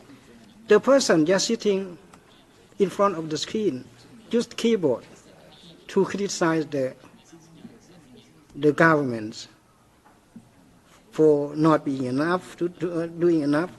So instead of just coming together, join force and assist the victims and mobilize resources, the person just use the keyboard and criticize. And so this is something that different from using the freedom of expression under international human rights law. And the last one about the gap analysis, the improvement of our legal system. Now, next year, we will have the amendment to the constitution. After every 10 years, the Lao government will amend the constitution. We look at all the articles which are very much relevant. For example, Article 44 on freedom of expression, freedom of writing, freedom of speech, for example. The article says that Lao citizen has freedom to speech, writing, assembly, association, so, but not contrary to the law. And we have the law, penal code, we have other laws as well. So the person who used Article 44 of the Constitution needs to consider the limitations provided by the law, and those limitations in our legal national laws will look into the international obligation on human rights very thoroughly, That's why this is also a continued process. So after we will have the amended constitution next year, we will look at our legal system to be conform with the amended constitution. And on the data, I don't have even this kind of information about publication. But next year, I would like to inform the committee that next year the Lao government will organize a census, on populations, and this will be very important to look at how many people live in the country now. Now we have 7+, and to look at other aspects. There will be gender disaggregated statistic as well. So next year will be very important. So next year, because we are preparing for the next 5-year development plan. So this is very important, and the publication will be in official means of the concerned ministry of the government. So we are looking for that. We are working on that, and we are very much concerned and about the census needs to reflect the reality of the country and to have full information on genders, on other issues as well. So that's why we are in the process of this. So this new statistic will serve as the foundation for the next 5-year development and also for the improvement of our legal system as well. Thank you.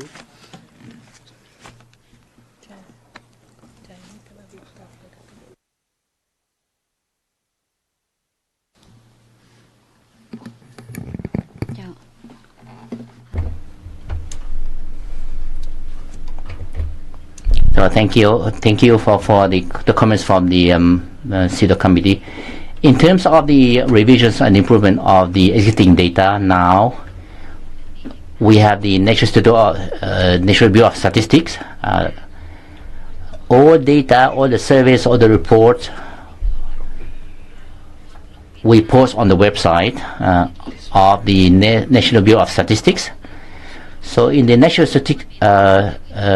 Bureau of Statistics or website, we can have all data that we receive from the national survey that we have conducted so far. So we post all data on the website of National Bureau of Statistics. With respect to the temporary special measures that you have mentioned, as the head of my delegation has already explained, the issues or the challenges, how we can show that women can get to an access to the political positions. Of the numbers for the parliamentarians has increased, but we have the plan that we to increase the numbers of women by 2026. So we are going to conduct a survey. Why is the reason why we have the decreasing number of women, and why many women would not elected as the members of the parliament. So we are still in the process of conducting survey, or the reason why there is a decreasing number of female parliamentarians. For the application of the temporary special measures, the challenge we are facing is the following. Because in the implementation of the law, we require some human resources, financial resource. So we still facing some limitation in terms of human resource and financial resource for the implementation of the special measures. Because using the temporary special measures is to ensure that to ensure the gender equality. But we still some discriminatory acts.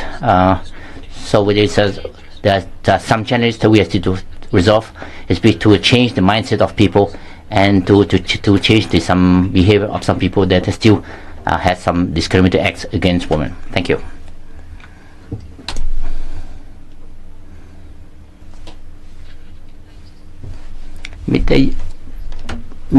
To the question that you have asked that about the case that on gender discrimination in the court, and actually the reason why that we don't have the case on discrimination or gender discrimination in the court, because they have a very little, because usually in the Lao PDR we use the peaceful mediation resolution. So that therefore there is no case go to the court on the gender discrimination. I just like to add a little bit. Yeah. Thank you. Gracias. Thank you very much to the distinguished delegation for the information that you have provided.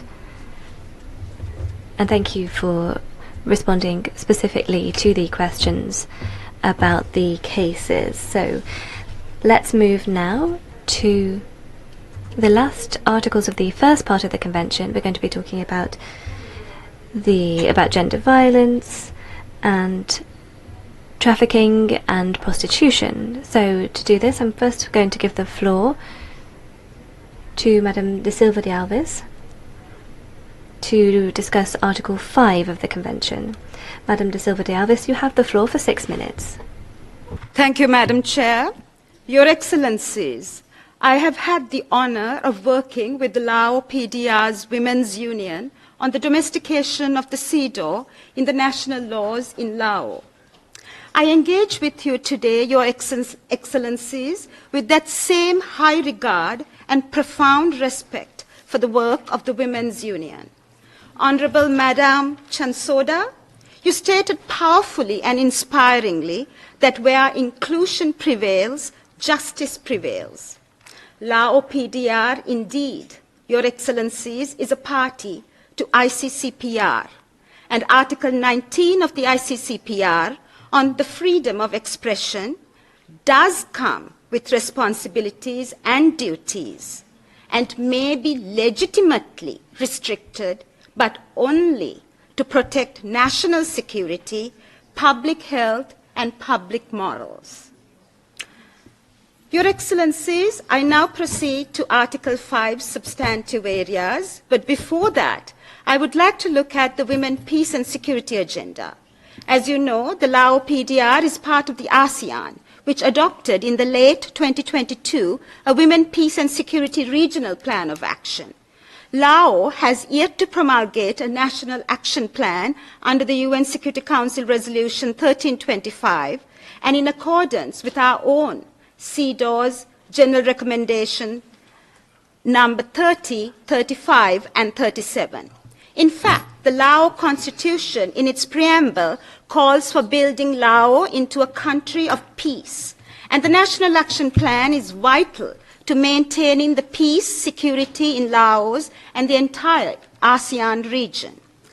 The drafting of Women, Peace and Security National Action Plan will give Lao the opportunity to emphasize your nationally determined contributions, or NDCs, your unconditional emissions reduction target of 60% by 2030, and the carbon neutrality plan by 2050 in accordance with CEDAW's GR37.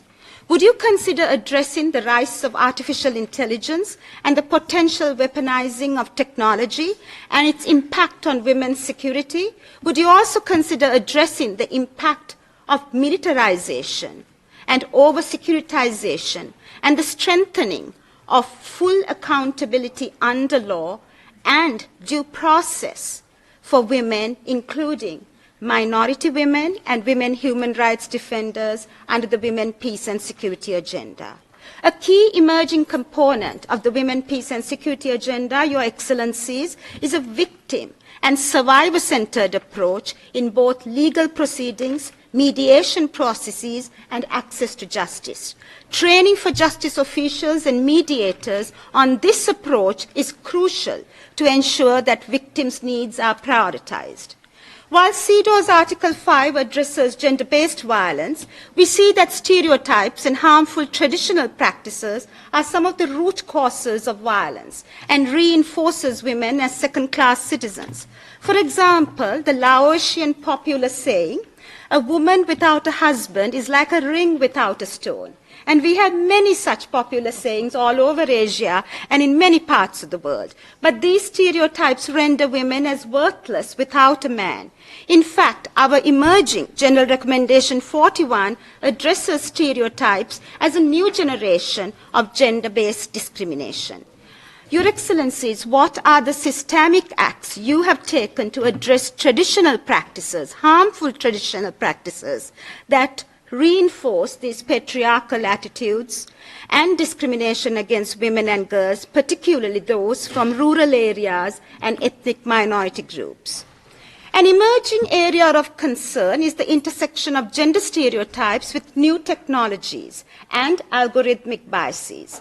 Digitalization compounds, reproduces, and amplifies and automates existing gender biases through coded bias. Women are often victims of technology-facilitated sexual violence, and additionally, they are at risk of targeted cyber scam operations.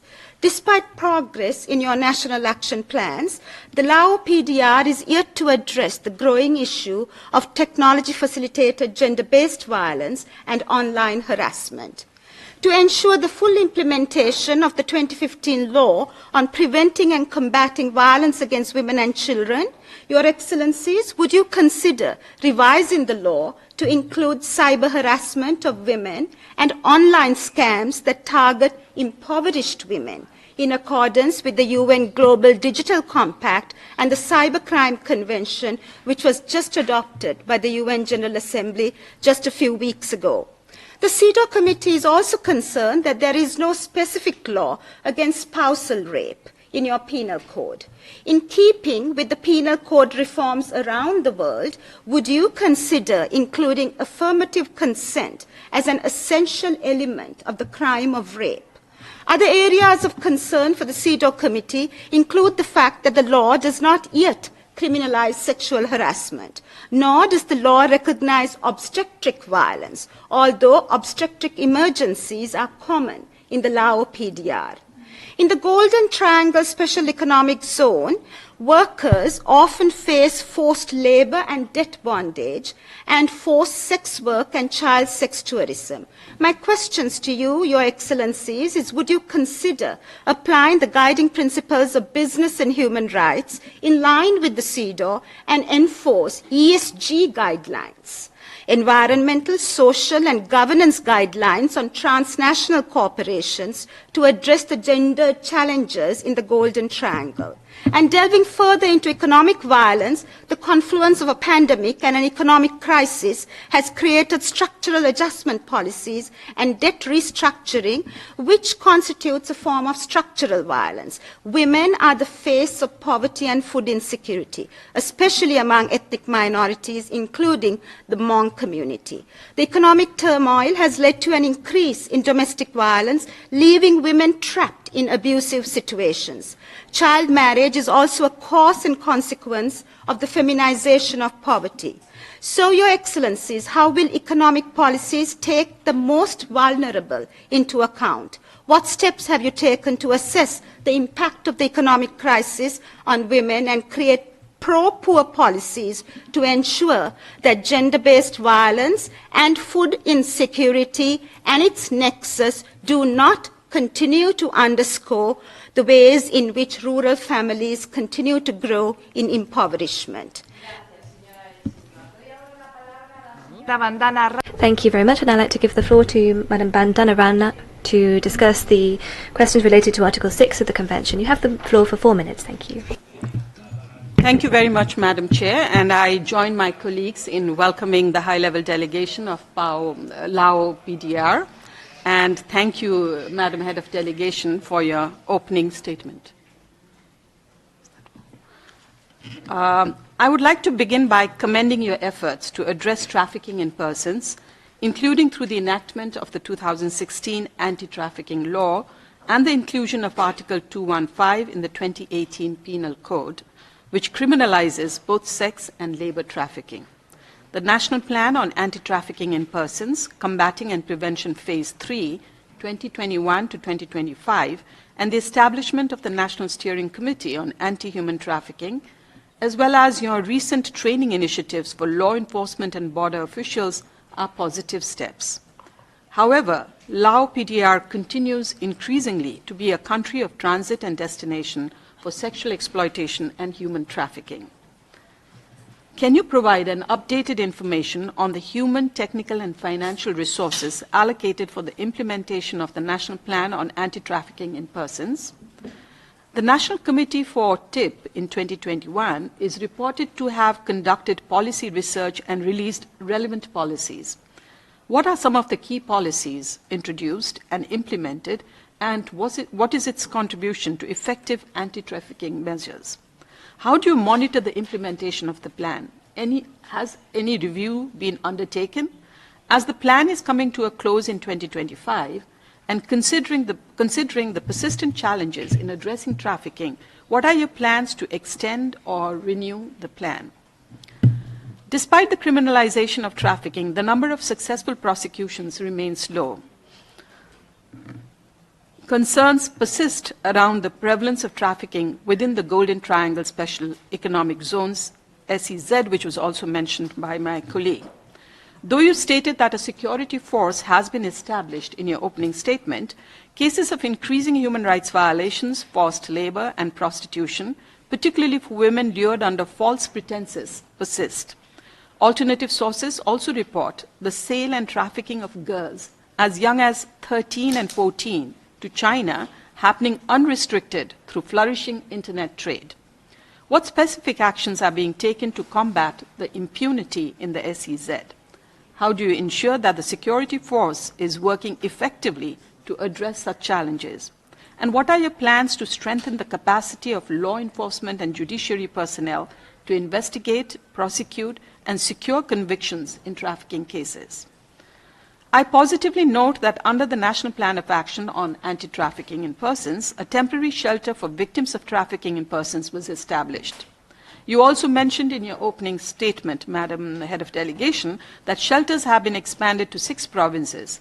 Does this also apply to trafficking victims? Additionally, a guideline for victim identifications and a national guideline on protection, assistance, and referral victim of trafficking in persons have been developed, which are very positive.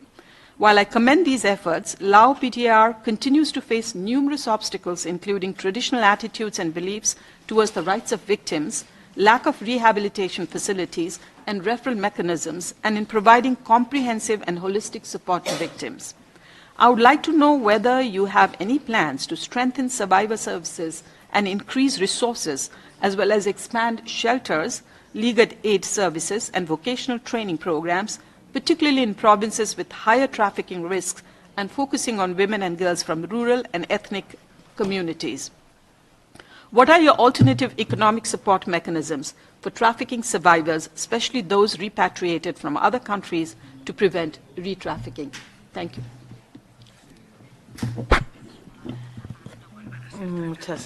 Thank you very much, Madam Bandanarana. I would now like to give the floor to the distinguished delegation to respond to these questions. Thank you for the questions. I would like to ask our representative from our delegations to respond to the question. So it's related to the Article number 5 and the human trafficking. I'll assign to Ms. Bulia to respond to this question, as well as peace and security. Please, you may have the floor. Delegation, Your Excellency, Madam Chair, member of the CEDAW Committee, I'm Sukhapon Panit, Permanent Secretary of the Lao Women's Union. I'm also the member of ASEAN Women for Peace Registry, AWPR. So first of all, I would like to respond to the question around WPS. So as you already mentioned about the ASEAN Regional Plan of Action on WPS in 2022, in that the RPA, so now in Laos, PDR, we are about the translating the ASEAN RPA on WPS in Laos language, and we are preparing and also starting to organize various awareness raising on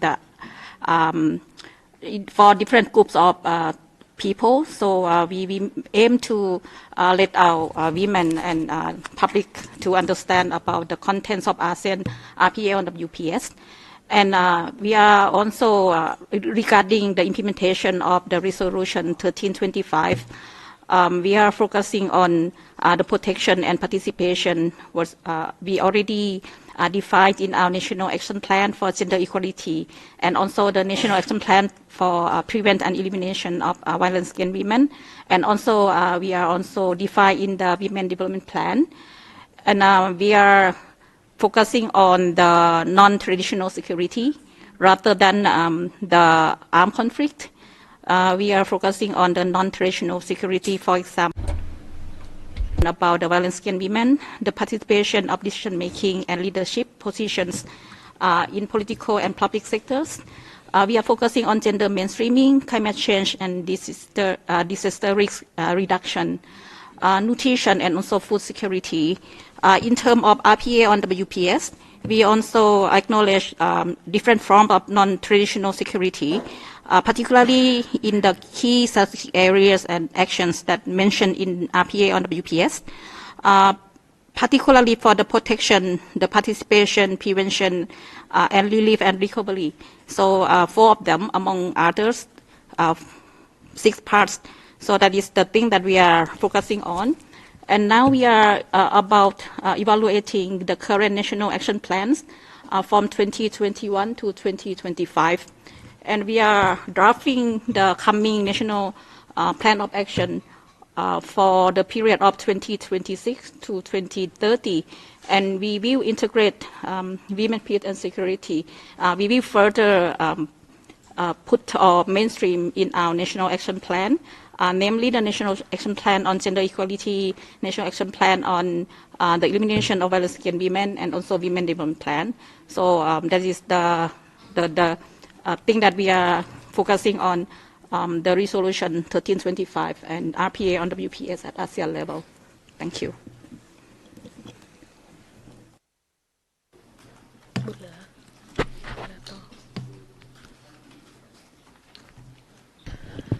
So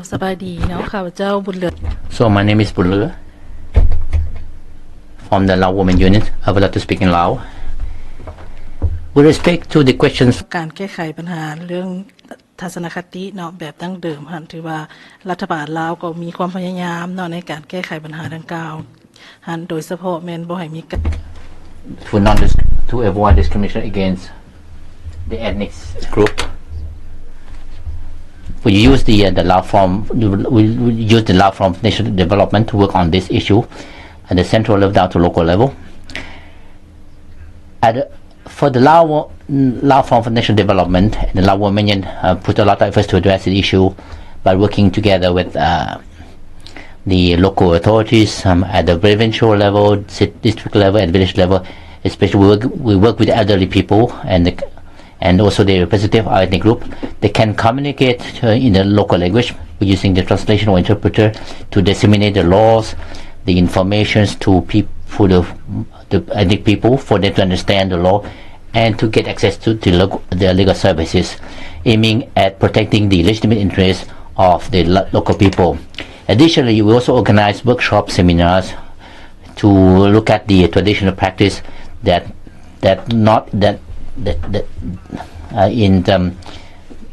Luang Prabang, Siang Kuang, and other provinces. Furthermore, in order to protect the legitimate interests of the women, in order to ensure the gender equality, the Lao Women Union has put a lot of efforts to develop the guideline, especially for the protection of domestic violence, and to promote the reproductive health of women by organizing workshops or seminar to the village, to the male head of village. So we piloted this kind of project in 6 provinces of the country, and now we are still in the process of organizing workshops on the issues on gender equality, health, reproductive health, and the promotions of the quality of the productive health in 6 provinces, in Savanakhet, Champanen, Sapasak, Savanakhet, Bokeh, and one other provinces. So from 2026 on, we are going to expand this workshop to organize workshop to the male participant at the community level and the village level, to use them as a spokesperson to prevent any use of domestic violence and to promote gender equality within the families and the community, and towards the change of behavior or attitude or stereotypes of the people.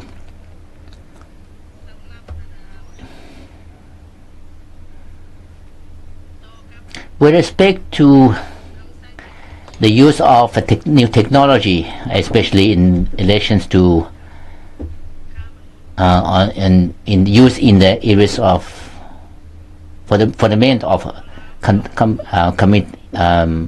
committing an acts of human trafficking, we have an existing mechanism.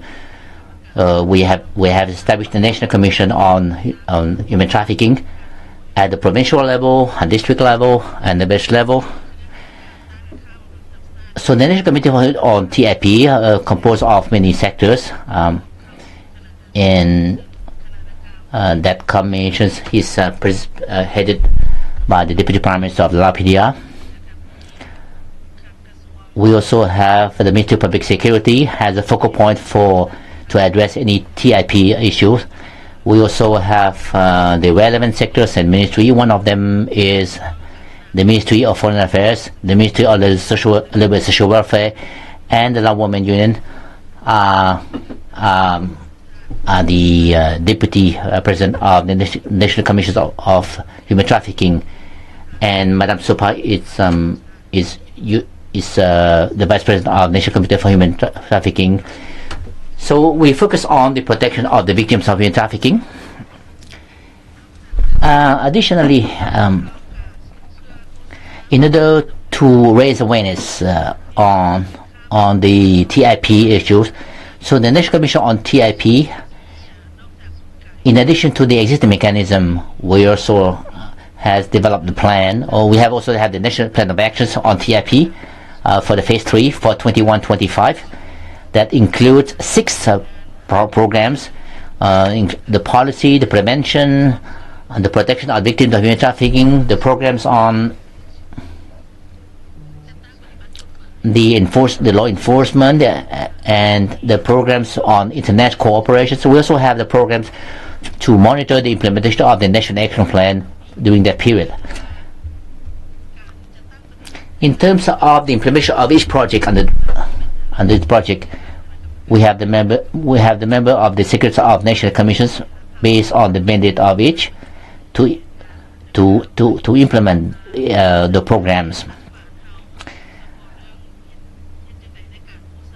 So in terms of the raising awareness of people and for people and also for vulnerable people that might be victims of human trafficking, so the government focuses on the prevention, especially how to disseminate the negative effects of human trafficking to the communities, to the workers at the factories or the plants and the university and villages across the border, the industrial zones, the special economic zone, and the village along the corridor of the Lao China's railway, and also especially also in the areas they might be prone to human trafficking, in order for them to aware of the victims and the dangers, and to be cautious not to become victims of human trafficking. Additionally, we also organize the Anti-Human Trafficking Days on the 3rd of July every year at the central and local level, under various forms and ways. In addition to disseminate the law and the practical activities, we also focus on development of the media, using the online media, using the TV, radio.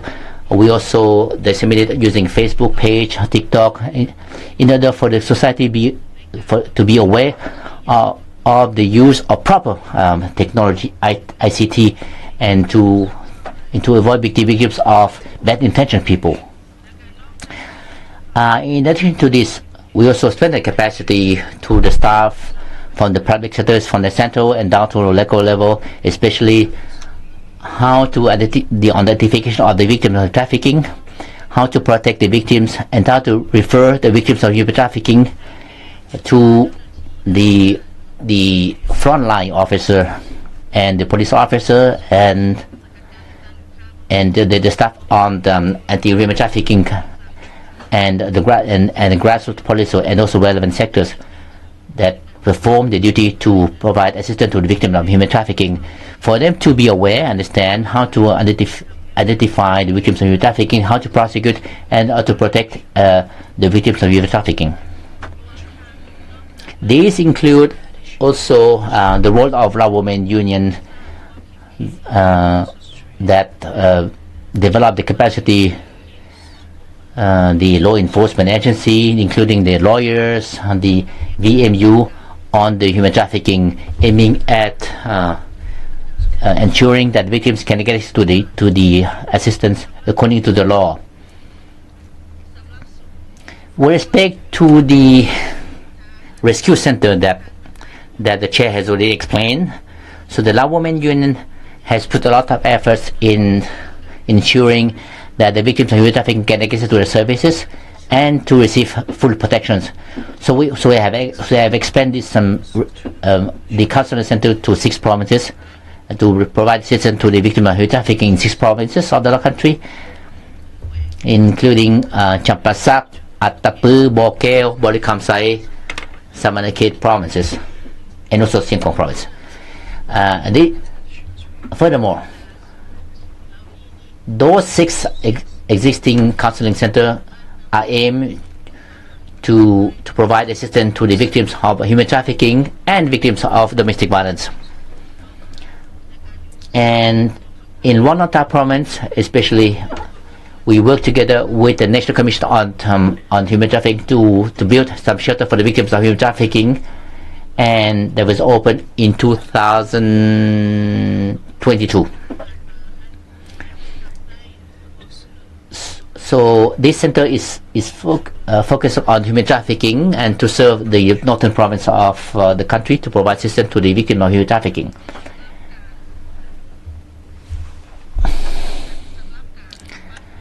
In terms of provide to rehabilitate the victims of human trafficking, after we rescue the women or children from the exploitations, so we identify that are victims of human trafficking. After they rescue them, so we defer them to the Lao Women Union, especially the Council Center of Lao Women Union, to provide them with a shelter, medical service, legal services, and to provide them with trainings, professional trainings, and reintegrate them to the society and the families. So during the stay in the shelters, the Lao Women Union, we provide them assistance and support to mentally and also physically. So for the physical assistance, we work together with the public health to provide treatment and provide medical health service for them. In terms of legal service, we work together with Ministry of Justice and to make sure that they can get access to justice, and the Lao Women Union also, according to the degree on Legal Aid number 77, the Lao women can work as legal protector, but we cannot. So we can attend the interviews by the police officer, and we can monitor the investigation from the beginning until the end of the investigation process, especially how to seek compensation from being victim of human trafficking. Additionally, in this regard, we work together with Minister of Justice to provide assistance and to make sure they can receive justice, and to prosecute the human traffickers according to the law. In terms of professional training, particularly the sector of labor and social welfare attach importance to provide professional training to create employment for victims of human trafficking or the vulnerable people of human trafficking. Before we organize professional training, we conduct a need assessment and to provide assistance to the vulnerable people who are in need. Especially we provided assistance to the children or vulnerable children or other people. So we cover many covers for the professional training, especially how to repair cars, handicraft activities, how cooking, electric, how to repair electric devices.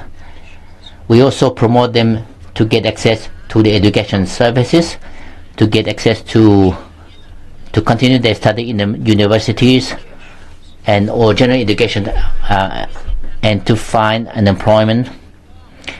And we also provide some grants for them to have professional occupations based on the training they receive. In 2022, in June 2020, from 22 to June 24, the Ministry of Labour and Social Welfare has provided professional trainings for 1,600 people.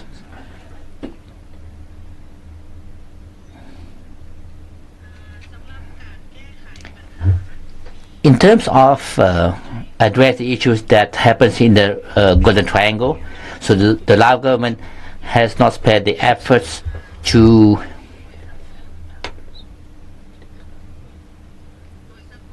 particularly we have established the police headquarters in the Golden Triangle, and so we have the office of labor, we have the regional office of labor social to prevent any issues of human trafficking, on issues of forced labor, forced prostitutions, and to prevent any violation of human rights in that particular area. So we promote the companies that operate their activities in the Golden Triangle to make sure that the staff have received medical examinations domestically and abroad. We prosecuted the criminals according to law by working together with the relevant sectors and agencies. So in the past, the government of Lao PDR has coordinated with the embassies and international organizations to provide assistance and to protections to the Lao labor force in the Golden Triangle or the special zone in the Golden Triangle to assist the vulnerable people and to repatriate them back to their respective villages. In total numbers of 4,600 people, including 1,662 women. This includes 2,900 foreign women who come from 28 countries. In the identification of the victims of human trafficking, there are only 25% who are identified as a victim of human trafficking. For the rest, most of them are because they are victims of the involved in the conflicts of remuneration or wages.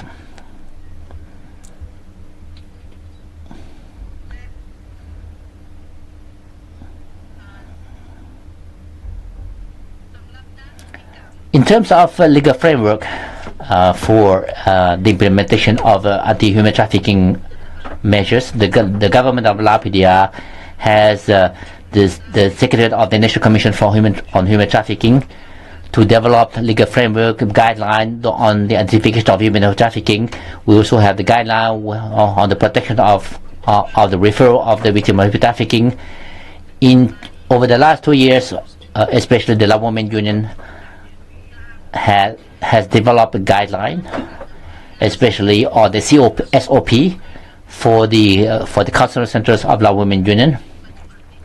Now we're still in the process of revising the SOP. We also developed guideline on the on the assistance and repatriation or reintegration of to the society and family, to make sure that the victims of human trafficking can reintegrate in the families and the society safely and effectively, and to prevent them from being victim of human trafficking again. So the guideline is still the process of being adopted by the Secretary of the National Commission of the Human Trafficking.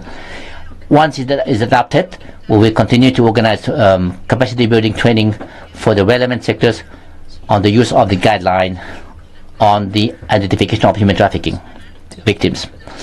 So I do hope that all the comments I made have covered all the questions of the committee members. Thank you.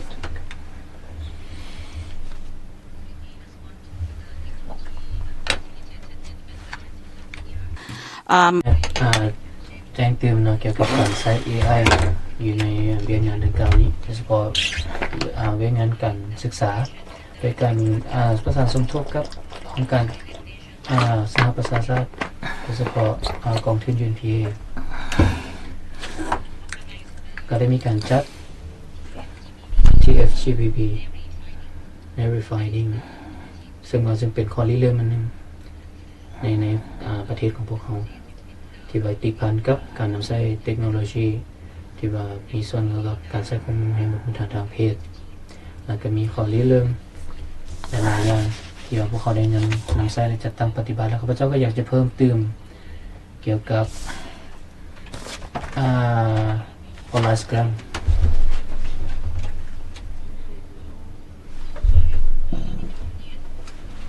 The MOU with the Ministry of Technology and Communication. So within the MOU, we have different activities that we are doing together. Among them, we had just organized the workshop on building a more inclusive and resilient cyberspace for the ASEAN women's community.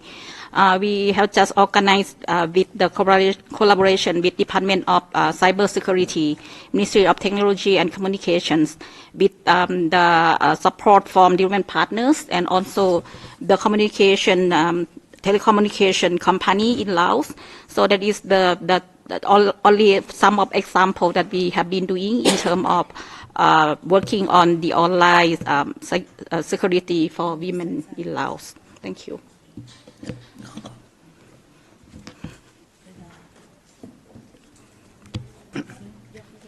Permit me to, Madam Chair, permit me to respond to the question regarding rape, and this is very thing that we need to have further studies because sometimes need definition to understand fully what was affirmative consent means to us.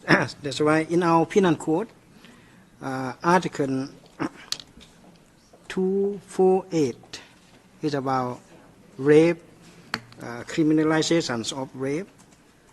It says only any person using force, arm, threats, chloroform, or any other substance or means to place a person in a state of helplessness or abusing an opportunity in order to have a sexual intercourse with a woman against her will. So there will be punishment. And on other article, 249, rape and subsequent murder, and 250, sexual intercourse with a child, for example. And there are some other, but we have yet to have the definition or element of affirmative consent. So we need to explore, and whether there would be some study, and this is very important as well. So sometimes, for example, you think that the consent's there, but affirmative not there, and yes means yes, no may not mean no, something like this. So we need further study, Madam. Thank you so much for raising this question. And on the issues of trafficking or the triangle, on your suggestion about the using of the responsible business and human rights or the UN guiding principles, and now we are in the process of studying and learning, and I myself attended the Asia Pacific Forum in Bangkok recently about the responsible business and human rights.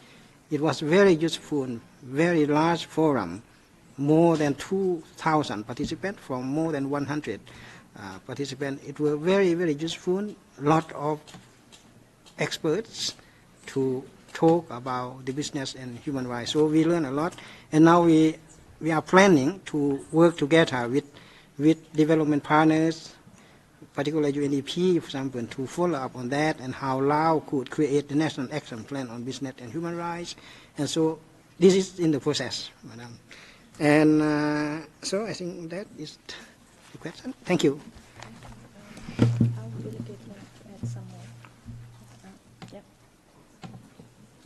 เจ้าเฮียนทานประธานเนาะข้าพเจ้าขอเสริมอีกI would like to add one more thing, especially on for the protection of online elements. In 2024, the Lao PDR hosted the conference at the ASEAN Minister meeting on the talk or trust organized crimes and with relevant authorities. So they have adopted the Vientiane Declaration on to intensifying the law enforcement on, especially against the online platform. So they show the efforts of the Lao PDR to address the issue seriously, together with the members of the ASEAN. Additionally, the Lao PDR also put a lot of efforts to cooperate within the ASEAN framework, with the multilateral framework, especially including the Bali Declaration, the Commitment Mechanism, the Mekong Mechanism, the Mekong Lansang Mechanism, the bilateral meetings. We also have mechanism to work together on the bilateral mechanisms with our neighboring countries, including Vietnam, Thailand, China, and Cambodia. So we have signed the MOU and the agreement with our neighboring countries, and we also closely working with the international organizations, the CSO and the non-NGO and other organizations on this issue. Thank you very much.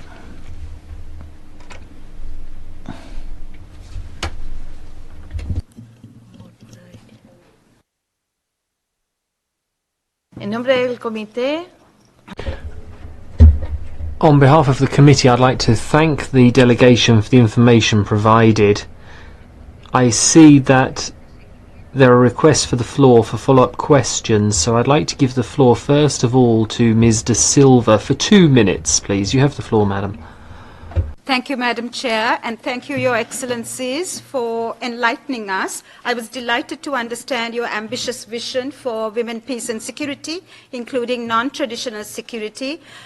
Your response was excellent regarding the intersections of technology and gender-based violence, and including an inclusive cyberspace, the efforts that you're making on inclusive cyberspace. And the goals of a constructive dialogue is to raise these new ideas, and I'm very glad that the distinguished delegation was willing to address issues of business and human rights and affirmative consent in rape.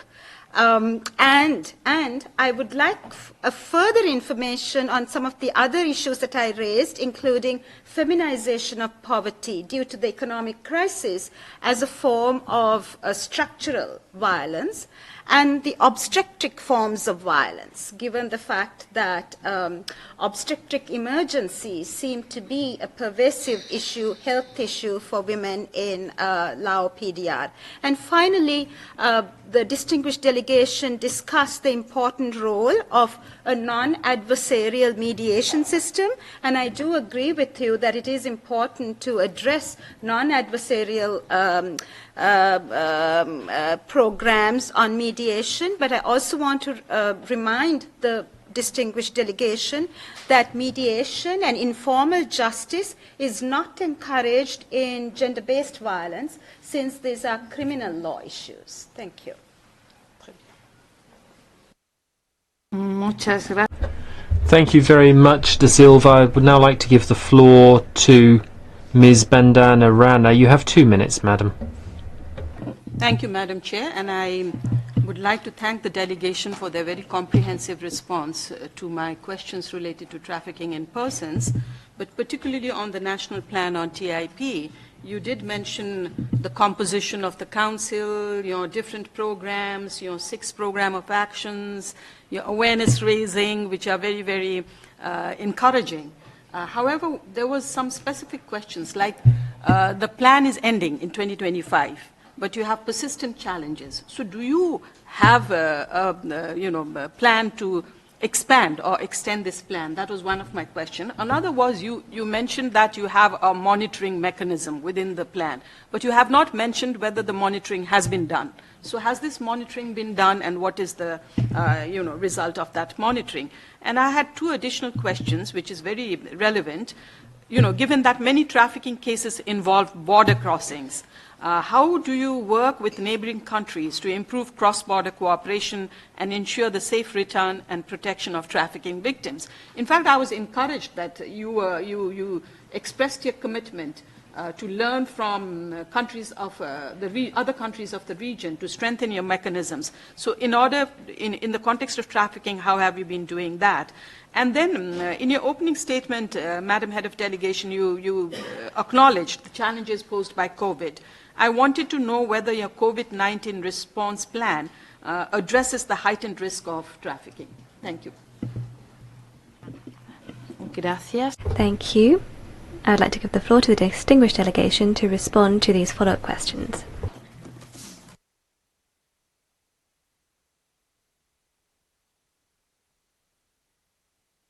So for human trafficking, I will give the floor to Bulur. So for the COVID, I will give the floor to Mr. Pokong.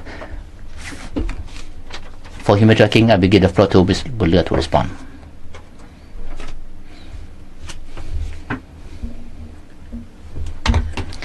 Thank you very much. Thank you very much, Madam Chair. For the question regarding the national programs for our TIP for 21-25. So we have the plan to monitor the implementation of the plan. I forgot to respond. Actually, we have monitored the implementation of the plan. So we have realized the plan already in 2023. So we see the process of assessing the challenges of the project or the programs cannot achieve the objective. What are the constraints, the challenges in terms of the budget for conducting the activities? Because we understand in this context of the economic crisis, so we have to tighten our budget. So we have limited budget to provide this to the issue. That's why we have worked together with the international organizations, the non-governmental organizations to do the activities, especially to implement the programs and projects that are under the national programs on TIP. And we're still in the process of drafting the national programs for the next period for 2030. Especially, we are going to look at the challenges why we were not able to achieve the objective, especially to implement the focus project, how to address the TIP in the Lao PDR. And especially how to enhance the cooperation along the borders, the river border. So the military public security of the Lao PDR has strengthened the capacity to the frontline officer, especially according to the checkpoint, internet checkpoint, especially customary traditional checkpoint, also the immigration office, and then to be aware, understanding on human trafficking, and in case they identify the travelers across the border, when they check the document, if there are some suspicious behavior, they will detain the person for interrogations, and if they are victims of human trafficking, so can defer the person to the Lao Women Union to provide protections and the next step, and also to arrest and prosecute the demeanor people, all people involved in the human trafficking. ขอประกอบส่วนโดยเฉพาะเกี่ยวกับการสนทนาเกี่ยวกับโดยเฉพาะเกี่ยวกับกลไกหน่วยงานการแข่งขันบัตรที่ว่าพอห้องก็ได้ว่าได้แล้วส่วนหนึ่งอธิบายไปได้ส่วนหนึ่งนะเขาก็อยากประกอบส่วนบางคำเห็นโดยเฉพาะต่างนายสภามีสงการสมัยเราทานที่อยู่แล้วภายในอยู่ในอุปประกอบของ committee. So according to the decree on the village mediation in 2022, is mentioned about the type of the dispute that can be put in the place for the village mediation for their consideration. So I'm not good at translation in Lao, so may I speak Lao for the type of the dispute. The first thing ประเภทที่หนึ่ง The first category that we can deal. So we have 7 categories that can be dealt by the VMC. The first is about the civil cases that can be dealt by the VMU. Second is about the commercial relationship. Third is about the family relationship. The fourth one is the environmental issues. Fifth one is the labor dispute. 6 and 7 is linked to the acts against children. So in the case of the use of domestic violence, they might be linked to the family conflict. So in this regard, there are 50 categories of family relationships, or starting from dispute among the members of the family, except the divorce of the husband and wife, they need to comply with the civil code. So they cannot be dealt or mediated by the VMU. The assets are the of the spouse, the debts of the couple. Fifth one is for the custody of the children. Fifth one, the custody of the parents. 6, the acknowledgement of the family relationship, the acknowledgement and recognition of the children. 5th is the request for the custody by the husband or the wife or relatives. 6th, the protection of the children in terms of the names, the families of the nationality of the children. 10th, the appointment of the guardians, the employment of the guardians of the assets of the children. 12th, the evaluation of the engagement.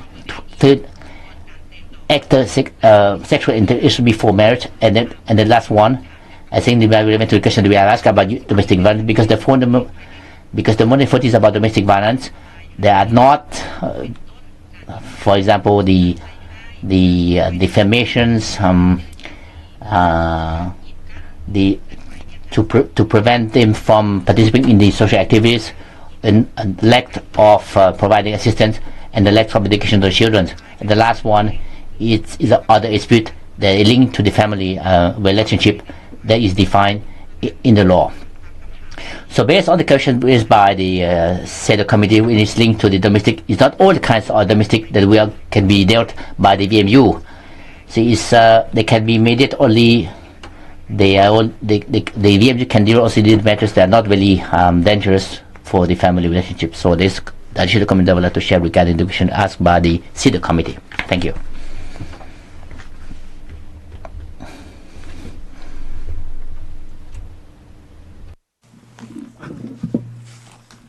I would like to also provide information on the impact of COVID-19 on women and the Lao population as well. So, in fact, all countries in the world have been impacted by the outbreak of COVID-19, and in the Lao PDR, more than 200,000 people were infected by the coronavirus, and about 60,000, more than 60,000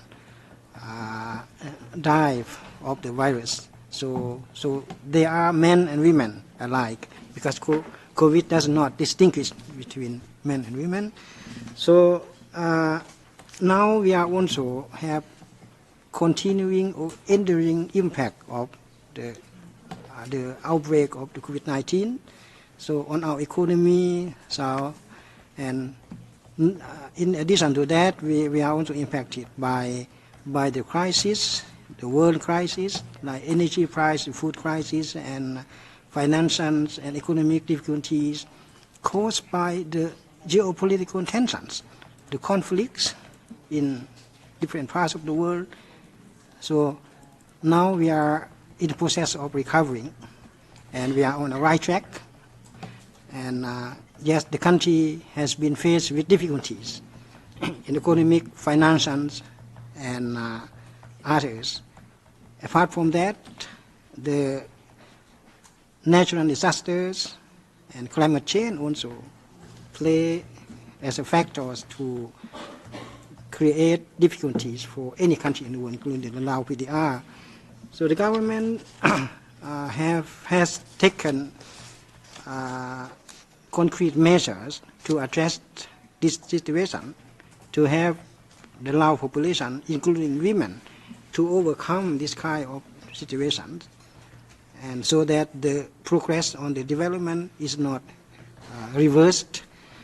And because we are on the right track to graduate from the LDC status, and there were assessments, and later this year there will be another assessment, and the United Nations has adopted a decision for the Lao PDR to graduate from the LDC status in 2016. Now we are in the process of preparatory process, and so that's why the government has taken affirmative actions to address the financial difficulties, the economic difficulties caused by external, particularly external factors. And particularly I would like to mention that the government has adopted the so-called, we call the two national agenda. The first agenda on addressing the difficulties, economic and financial difficulties, so that for the country to overcome the difficult time, and so that the people continue to participate in the development and benefit from the development. And the second national agenda is addressing drug trafficking. This is also an issue not only in the Lao PDR but in many other countries in the world.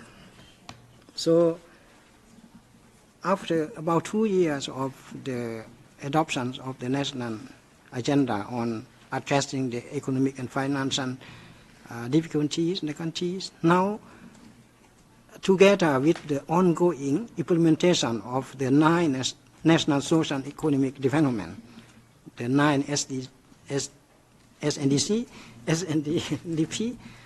and now the economy is recovering. Now the growth rate has been recorded gradually. So, and this year we are expecting to have about 4.5% of growth, for example. So it means that the government has taken right action to address, to have the population, including women, so that no one will be left behind in this process, in the areas. So, and of course there will be challenges in this process. We need to focus on our economy, production, investments, and all other. And at the same time, we are very much welcoming the cooperation and assistance from development partners in this process. So that's why we would like to inform the meeting that the government is not stand still, but we are doing something very decisively to address, so that women will not fall victim of trafficking or become poorer or something. So everyone should be on the same boat. Everyone should be the beneficiary of the development. Thank you. Okay. That's it? Okay, that's it. Thank you. On behalf of the committee, I would like to thank the distinguished delegation for the information that you provided. Let's turn now to the second part of the convention and discuss the issues related to 7 and 8 of the convention. To address these issues, I'd like to give the floor to Madam Nicole Ameline for 5 minutes. You have the floor. Thank you, Madam Chair. Head of Delegation, Ambassador, ladies and gentlemen, members of the delegation, I would like to commend your country and your commitment that you have reiterated today to making equality a driver in development and peace. Today, all of the countries in the world need to review their model of governance in order to ensure the fair representation of women in law and in practice as a fundamental right, but also as a driver of change in connection with the 2030 agenda and the major changes occurring today. With the anniversary of the Beijing Declaration, strong and radical measures are necessary. You've made your commitments clear, and we can see this in your efforts. We congratulate you for this. However, the results are not yet in line with the obligations set out in your constitution and in our convention. The number of women in Parliament has improved and reached the level of 22%. There is a parliamentary commission, which is a positive development, and I also welcome the implementation of strategic plans in the different ministries on parity, that is. In particular, the ministries of health, security, public transport. All of this is a step in the right direction. However, it is still limited because parity does mean 50-50. Parity needs to be seen as a solution to issues that are as relevant as poverty and sustainable development. And this is the vision behind the new recommendation, the CEDAW recommendation on equal and inclusive representation of women in all decision-making processes. Then there's a need to establish or to integrate 50-50 parity in a more comprehensive approach, emphasizing its transformative effects in terms of the way it can transform society. And I would invite you to consider this very positive vision, which is adapted to the changes occurring in our world. Now, in terms of elections, in the absence of political pluralism, how can you expand the electoral base so as to facilitate and even ensure that women have access both to parties and party leadership, but also more broadly to elections to the assembly, if I can describe it as that, or more broadly to local elections and provincial elections? How can you ensure that there is a large-scale effort to ensure that women have access to voting and to being candidates? Second, specifically in the context of the 2030 agenda and your efforts in this direction, in cooperation with the United Nations, how can you accelerate these developments? This is critical because today we cannot afford to wait for decades, and we need to have a comprehensive, we need to engage in a comprehensive trend. Moreover, what initiatives could you be undertaking to ensure real parity of women in the life of the party, in the Central Congress and in the Central Committee? This is important because women have every right to participate in the developments in your country and to reap the successes. What role can the Union of Women play to train candidates and to create the momentum that is necessary at local and national level? So I'm beyond encouragement, and I've heard what you've said. I think it's very important to do something stronger and more effective in ensuring this change. What can you do to support civil society? The idea of improving the framework for participation with society to create this new culture of governance. Could this be something that you foster alongside what my colleagues have been saying about the protection of fundamental rights, the rights of feminist organizations and human rights defenders?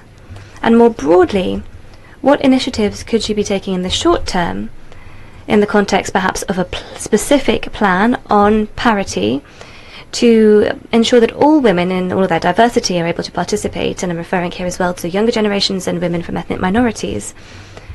Also, you recognise yourselves in your report the importance, the sociological and cultural importance of women. Women have made admirable contributions to the history of your country. So what initiatives could you take now to foster a different state of mind and to help women to participate in a more effective way? And I also note that your constitution recognises the multi-ethnic nature of your state. You have around 47 ethnicities. You have been undertaking efforts, which I would like to emphasise, to include these minorities. But these efforts need to be systematic and large in scale. So could you give us some examples of how ethnic minorities can participate in local development, and specifically how women can? Some countries have put in place a feminist diplomacy.